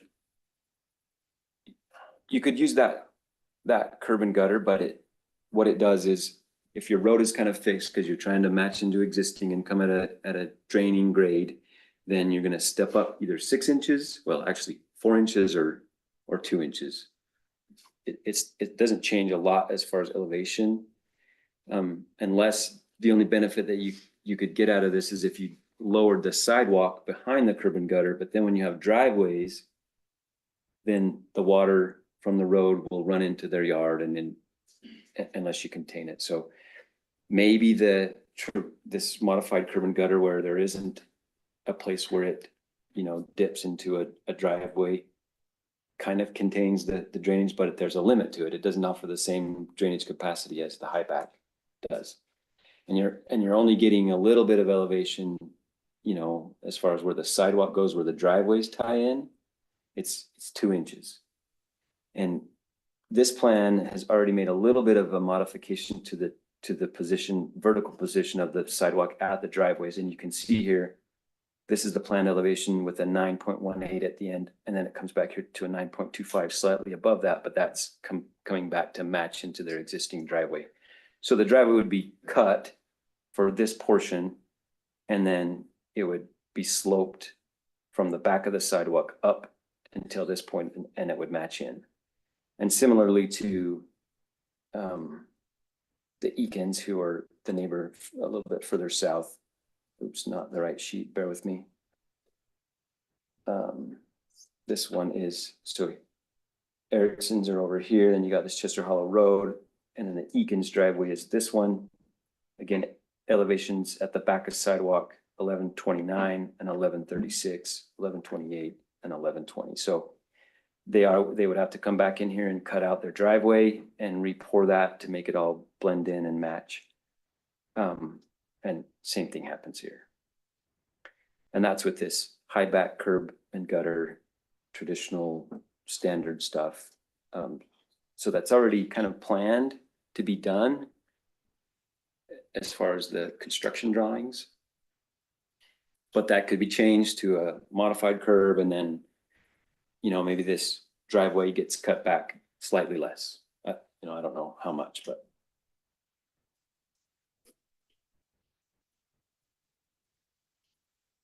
And just for the record, like I'm not. So can I ask who pays for the concrete if I have to cut half my driveway out? That would, if I don't misunderstand the rules, if you have a private property and some project comes along, they need to make you whole again. And so it would be on the developments. What's that distance? Because that's the way I understand it too. There's a distance that I have to correct you to. Yeah. It's not half your driveway, it's, Yeah. 10 feet or whatever. Yeah. Is it, Felt like it was 10 Attorney, feet or less or something. tell me if I I'm know misspeaking, Red's, but like for like. 18 inches high. Red's got the big jump, so he's gonna have to be cut way back. But my driveway's up way higher. So this is Rhett's, his But the distance elevation is from your sidewalk to like your 4 feet. Grass is gonna be dramatic. Eakins was a pretty good one. Yeah, this is the biggest My model one. was right. Right. Yeah, that one's probably the biggest one. Where's the scale on this thing? And they're in their mind, well, they kind of knew they were past, but I think they're 6 feet, 4 feet, how far past the line were they? Their yard goes way out there, maybe 4 plus feet, Yeah. 5 feet. Yeah. And they knew that. And they know that. So that one's like almost 17 feet. So Sean, in your mind, so I understand all the issues. And I think visually you can look across the street, but like it just, you never thought that sidewalk was common sense, but what's the solution? What's in your opinion? In my mind, the right thing to do is narrow that. It's not a collector. I understand that's probably what they think. It's not. It's Willis Street. It's been Willis Street for how many years? It's narrow. The wider you go, the faster people go. We're trying to slow people down. Let's narrow it down. So what if you have to pause when 2 cars go past and a car's parked? It slows down. It's 25 miles an hour. But that's my opinion.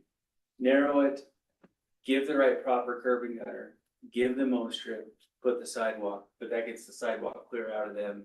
It affects them the impact is less on both sides of the road. So one of the things I thought of is I do feel with the school up the road, the kids, it'd be nice for them to walk up a sidewalk to that school. 100%. So So I just asked, across the road and use the one that's already there. so I crosswalk. asked staff if inside the townhomes, I could do that modified curb. so that I could put the sidewalk next to it, so when they park on those driveways that are smaller, there was more room, and they said no, because of safety, and I agreed with it, and we left it with that.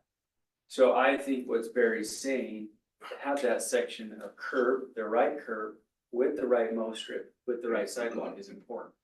So how do we meet in the middle on all of this? Right. We go down there, Willow, straighten that thing out, narrow it, and call it for what it is. It's not a collector. You're gonna be frustrated when it's a 66-foot right of way, and you got more cars on there trying to jam pack. It's gonna be as busy as you build it. So you're never gonna satisfy it. So do it right. Visually, it's impossible to imagine a turn lane there even. You Just can't, visually. and even if we do it now, even if we stick with this, that end of the road is gonna stay that wide for the next 20 years. Hearing you guys' budget tonight and the money you're spending on different things, where are you gonna come up with money and priority to widen Willow Street? Without a developer paying for it, you'll never do it.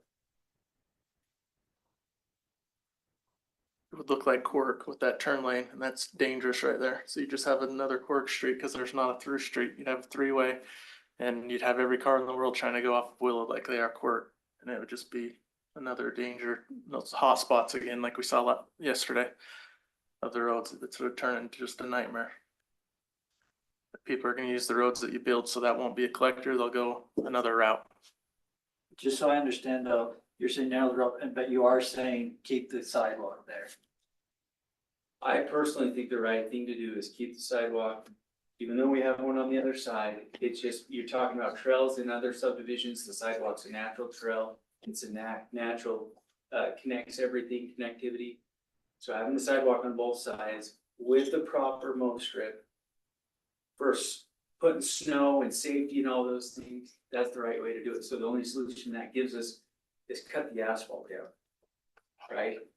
And don't make it as wide as the rest of the roads. Make it as wide as the previous roads we put in Grantsville before we decided we had to have 66-foot right of ways. Remember, we've gone through all phases, and that's my frustration. I've been through every phase, every council change, every different one ever, and it's like time that we can pick something and stay with it.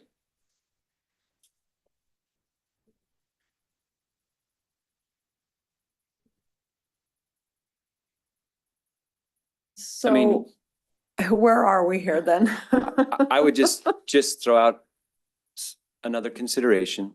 Okay, We already all know that Willow Street's pavement is not wide, but does that deter travelers from using it? Unless it's backed up and congested, that's kind of their path of least resistance. People that live on the road, they know. I used to live on the road. My parents still live on that road. And people are using it to connect to other streets, right? That's what the definition of a collector is. So if we're gonna narrow it, And you're about to put townhomes there that people will be wanting to turn into, and if there's no turn. in that 96, area- 97 townhomes times 10 trips per day or 8 or whatever for a townhome, that's a lot of cars every day. You're coming in on the street on Cherry Street, that connected to Cherry and the other one. And so, eventually you're gonna have that connectivity. So Sure. we can do widen Cherry Street on that end. If it's got 60 feet, then we can fit 3 lanes. They'll go through Cherry and use Quirk like they should, so. Well, Cherry's a mess too. it is. So I guess my thought is, unless you put some sort of physical barrier that keeps people from South Willow continuing on down Willow Street, it's gonna be a collector, whether you put it 32 feet of asphalt or 38, it's gonna be used the same. Unless there's a physical barrier that makes people turn and go a different route. I think people are already turning now because, I mean, I live there and I know, because it's a nightmare to make a left-hand turn at the end of Willow Street on the main street. So I think people from South Willow are going down Durfee Street, going around to get onto the light or whatever they need to do to get, not having to come down Willow Street. Because I mean, there's traffic, but not everybody coming from South Willow is going all the way down Willow Street. Oh, that's true. Wider roads aren't always the answer. That's why you don't see 7, 10 lane free highways. It doesn't help with traffic jams or anything, so. Just because it's wider doesn't mean it's gonna be any less congested than what it's already at. Yeah, but narrowing it doesn't make it any safer, in my opinion. Like that actually compounds the safety issue, in my opinion, too. So. I don't know, I've been on that road a lot the last little bit, looking at it and meeting with these guys and Sean, and traffic is a lot slower on that street than it is Quirk Street where I live.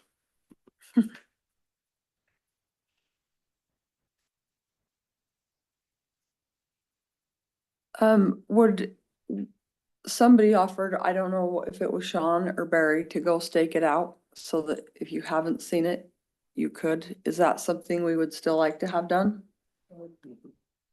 And which areas would you like that? Just I think all the way along, every 500 feet or 300 feet or what? Tell me. Yeah, I think if we were to get some points on the north side, both on the north side and then against the 3 residents on the south side, we can visually see the rest of it probably. I mean, we could do every 500 if you wanted to. Or everywhere I'll just kind of do it so everywhere that it you runs can into see. something that it looks like it's further out than it should be, then that would help visualize it.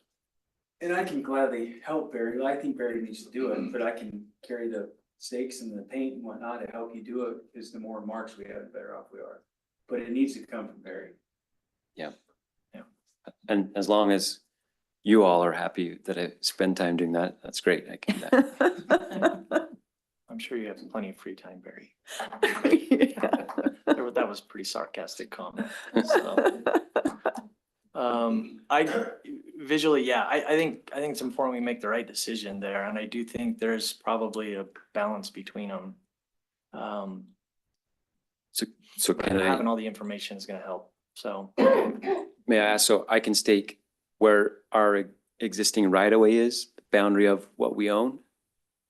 And we could pull tapes over, or I can do that, plus maybe paint some stuff on the ground that says this is the anticipated future curb and gutter location. What information beyond staking the boundary of the right of way is useful? What would you guys like to see? Let's just paint the same colors. I've got all those colors. Seriously. Put the 25-foot setback out there in purple and put a blue line in what you got there. Well, it gets, that's fine, but colors mean things in blue staking, and we don't want somebody to. I wanted to say that I think Derek was right on in his comment about wide streets and narrow streets and how traffic patterns work. One of the things that's kind of a best practice thing that's coming up lately is, rather than put a yellow stripe or a center turn lane down the middle of the road, you bring in the white lines and remove the yellow stripe down the middle. And that has a natural traffic calming effect, because everyone thinks, oh, this road's a little more skinny, so I have to slow down a little bit. The pavement width is the same. It's just a mind trick that makes you think, oh, this road is narrow. This road is already narrow. The pavement width is narrow, and you have to kind of, your brain thinks I got to slow down because this road is a little bit dangerous or scary. You don't want to say that it's dangerous, right, Tyson? It's not dangerous. It's totally safe. It's perfectly safe in every way. But no, we all know that it feels different to drive down a skinny little road as opposed to a 7-lane freeway. And I think that's what could be instructive, is if you went out and did some dots at lane widths, and then you can get an idea, not big long stretches, but just, yeah, something that would kind of give you an idea of what the width would be like on the ground. And then you could look at it and go, oh, this is way different than I expected. Because I think that's what we're locked into, is how it feels on the road right now. It feels like a skinny country road. What Barry's trying to say is it's not. It's actually a 60-foot right of way, which is as big as we require most places in town. The pavement is the same. The pavement's going to be the same width. Local road. Well, all we do is make the park strips just a little bit more skinny on this kind of cross section. It's the same road that you're getting anywhere in town. It feels different. The trees are different. The fences are in weird places. And that's why I think it would be instructive to go out and stake it out and then maybe indicate where those travel lanes might be. That would be my suggestion.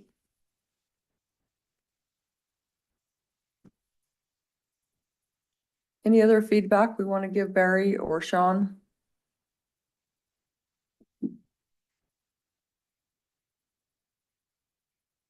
Isn't the curb already poured in front? No, it's not. Not yet. It's, I'm winged out. It's Oh, winged. yeah, Yeah, but nothing out. in their roads, yeah. Nothing north to south. Obviously, we don't want to waste a ton of Barry's time and we don't want to waste a lot of Sean's time. And this has been going on for several months. How could we make this less time consuming for you to mark this out? Is it easier if the council is just there? Obviously, we can't all be there at the same time, but a couple at a time and just demonstrate this so that it can be seen? Or what is easiest for you, Barry? I think I could go out and say I mark the boundaries of the right of way at intervals so you can kind of still see from one to the other. And then maybe mark a center line, center of the road, center of the right of way, because sometimes the pavement is not In the at center. At the center. And then people can go and see that. And then if there's questions or you want to discuss it more, then I can meet you out there, bring the instrument, and we can say, well, here's here's where this will be. And we can just find it on the ground as we go. Well, what about over here? We can find it on the ground with the instrument. If that, I don't, that's a recommendation. Okay. Everyone okay with that? Yeah. Yes. Okay. But Thank I you. think in the end, you know, we just, because it's a planned unit development, we need your guys' decisions to move forward with something, right? So. Okay, thank you, everybody, for your patience. Hopefully, we're gonna get to the best solution. Our next item, item number 12, is a discussion of a utility assistance program. And Councilmember Dalton has recommended that we perhaps move this to the next council meeting based on the times. Does anyone have an issue with that? Is anyone's brain still even functioning at this point? I think we're gonna be a little more attentive next time, so we're gonna do that if that's I'm just okay. worried about your taxes. I don't want Yeah. We're not getting. Nope, Troy's back and we're on it. It's all done. What do I need to do to move this to the next? Ask for a Just, motion to. okay, can I ask for a motion to move this to our next meeting agenda? I'll make a motion that we move our agenda item number 12 to our next city council meeting. Second. All right, we have a motion and a second, and we will move that. All in favor? Aye. And we will move that to our next meeting. So I just need a motion to adjourn. So moved. I'll make a So motion. moved. to adjourn. Okay, all in Aye. favor? All right. Aye. Thank you.